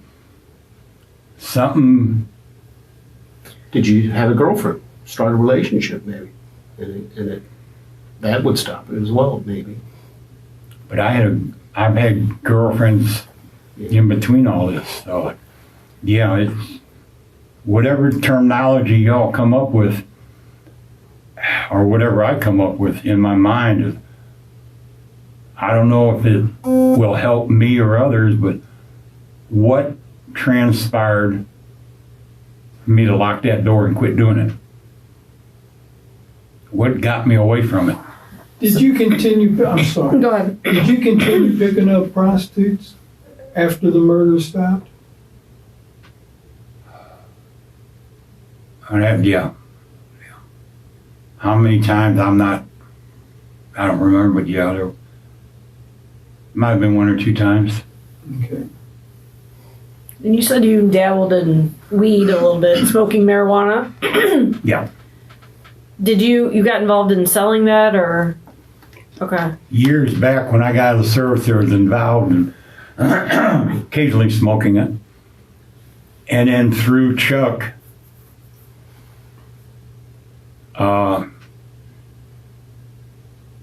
even to the time where Doc passed away, it was selling. How much? $3,000 or $4,000 a week. So back then, that's pretty good. I got into it, had myself convinced. I told Chuck, at the time my home burned, I was only going to do it for a certain set period of time to get enough money for different things. And I'm going to walk away from it. And through the little diner and other people, Chuck knew the people that would transport it up from south of the border.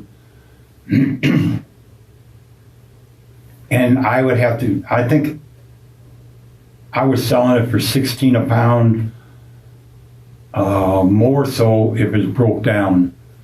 And I was going through 5 to 8 pounds a week. And I'd make anywhere from $500 to $700 a pound. That only lasted like 3 or 4 weeks when Doc died. So at one point, were the police on to you about that? The police were on to your drug dealing, right? Not that I was aware of at the time, but there's always that thought in the back of the mind that the people like that Chuck associated with, I was on the way outside parameter. I met one individual from Valise at Chuck's house that was the main supplier.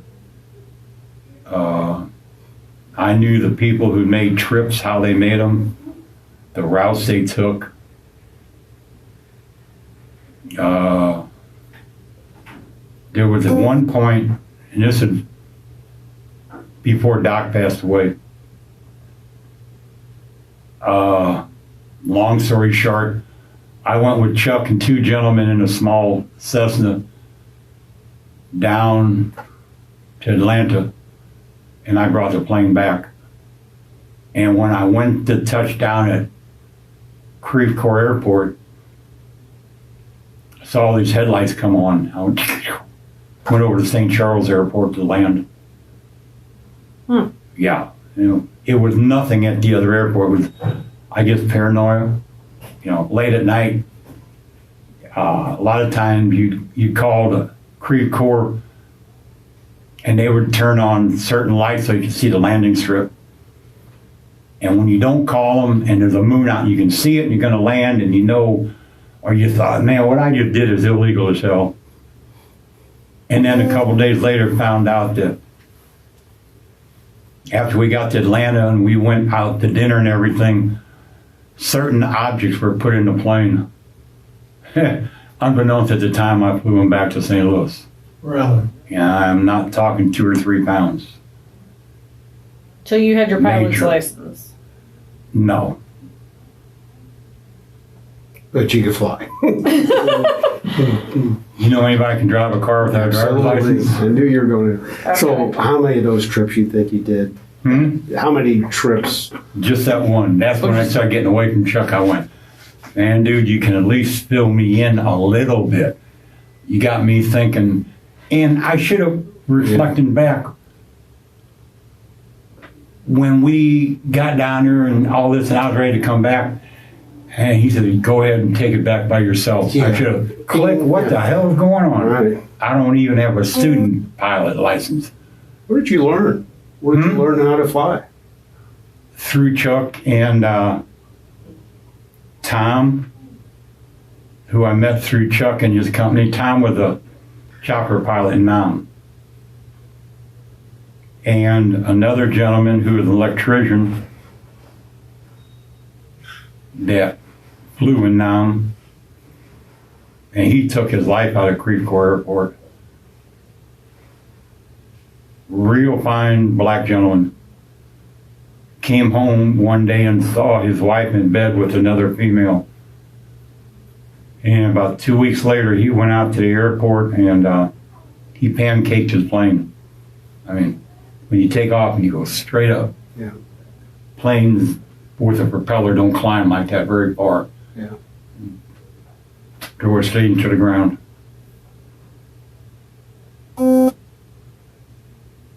So you learned to fly for the purpose of making this run. No. Recreation? It was recreational, yeah. Good. I've had with the pilot always sits in the left-hand seat, it's PIC. Yeah. And there's another seat here and a little seat in the back. And after the divorce, Chuck and his family and me and my kids, we get together occasionally.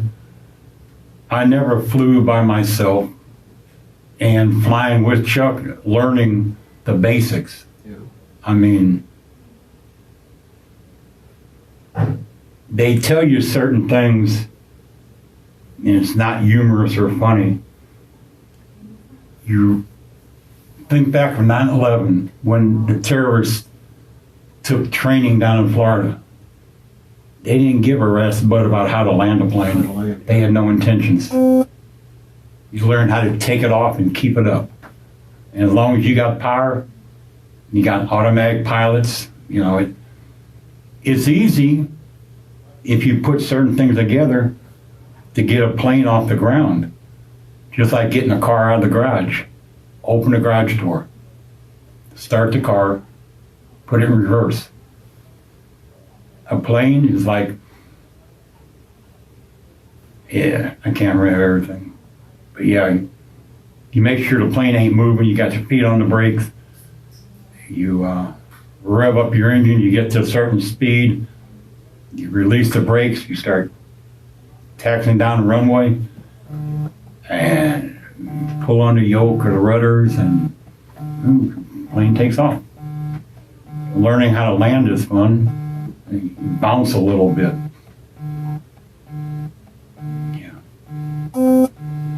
Some things I was a quick study on, other things I wouldn't. So do you think all that deal in the weed and stuff took up a lot of your time during those years? No. No? Probably the last 6 months I was out on the street. Yeah, that was between working on a house and transporting to people like, yeah, it took up quite a few hours a day. But at the time, it seemed well worth it when I could put, like I said, $3,000 to $5,000 in my pocket. You work the hours you got to work, you know.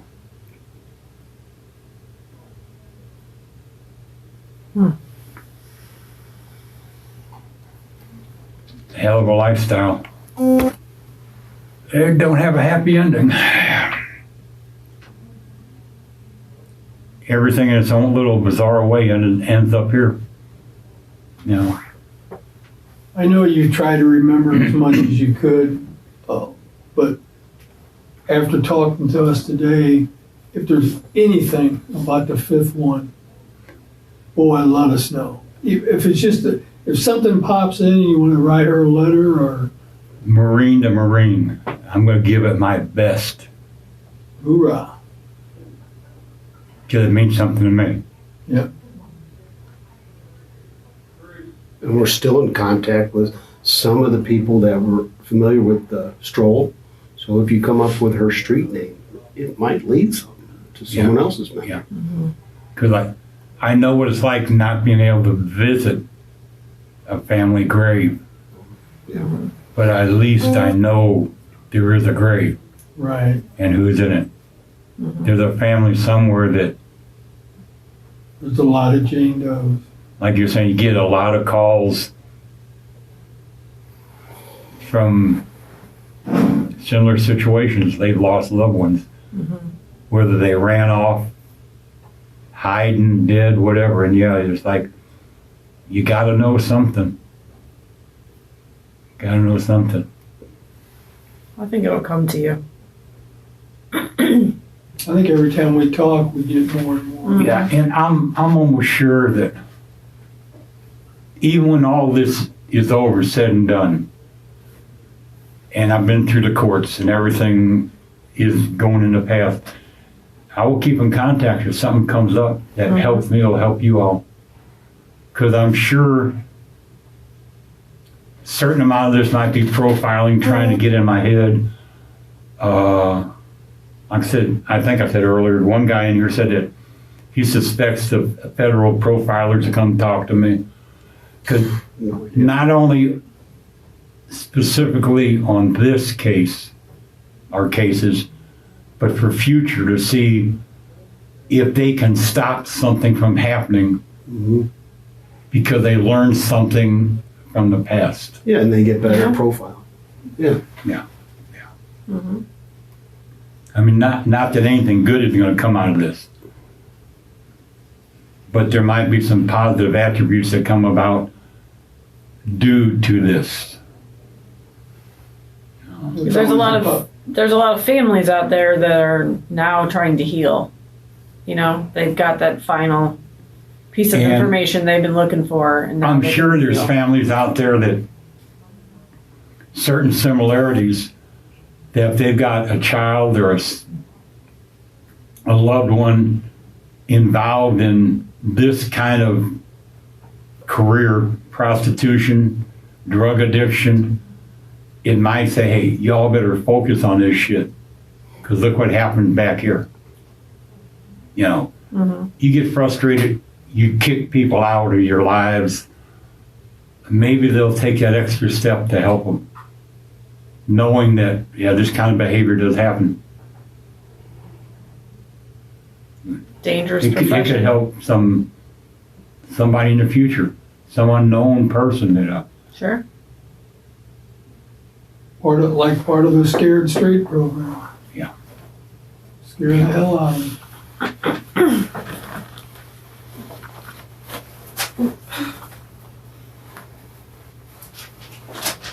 I'm going to leave you with my card as well, Gary, Okay. so you know who I was. Take care of yourself. Take care of yourself best you I can. will do the best I can. I appreciate that. Yeah, you know where to find us. So I Gee, I know, wish I could say the same thing. Yeah, we know where you we are. know where you're at. Yeah, I'd give you my card, but you'd have to get a copy of it. Keep this one. Yeah. Can you think of anything else No, right. that we've missed? Because we rack our brains on the way up and on the Oh, way I'm back. sure. We critique everything we've said and done, and I think we've covered everything that we had thought of on the way up, and since we've been doing this. Same here. If you think it right, me, I mean, you all can write a letter to me and I'll get it. Right. Because it is, but it isn't legal work. There's a fine line, but they allow it. Just like if my sister writes me a letter, like I said, it has to go through Florida. Right. They scan it, gets put on the tablet. Definitely from the courts, attorneys, and they got this thing down here now where I witnessed it the other day when I got the copy of the arrest warrant from St. Charles County. We cannot have any envelopes. Legal mail, we get called over here. They open it, take it out, shake it, Okay. give us the contents. They keep the envelope. This one gentleman is on death row, Dave Hoosier, and he's getting close. And like you all are aware, in court, time restraints are important. And he cannot even have the postmark or a copy of the envelope. They don't allow that. You can have the contents inside, and hearing the argument he was having, or conversation, time restraints mean a lot, because when you file motions, you have deadlines to meet, Right. okay? And the lady who gave him the letter he was arguing with says, well, the letter is dated. Says, I need proof of when it was received down here. Because you may send me a letter September 1st, Right. and I've got 10 days to respond to it. And if it's received down here on September 9th, Yeah. I don't have any time to do it. Right. If you got proof of that, you could get an extension. But for numerous reasons, we don't have envelopes anymore. We don't get any pictures, postcards, letters on that machine right there. They're just trying to reduce what's coming in. That's in the biggest part. You have the fentanyl. There's a problem down here. Oh, with it. yeah. Yeah. And there's inmates saying, oh yeah, it's got to be staffed now. You can't constantly. Now there's so many numerous ways. Expand your mind. It could be a delivery truck where the driver don't know what's in the back. Somebody that packed up a box of potato chips could hide something in it and mark the box. When the inmates working in the warehouse, drones that fly at night, Drop, when you yeah. Really? drops it. There's anything and everything is possible with the human mind. And bad example, I have never seen a flying saucer. Never have. I can't tell you they don't exist, Right. Yeah. you know. Just because, like I said, I've never stuck my hand in a fire, but I know it's gonna burn. Right. You know. I definitely will keep in touch. Sounds good.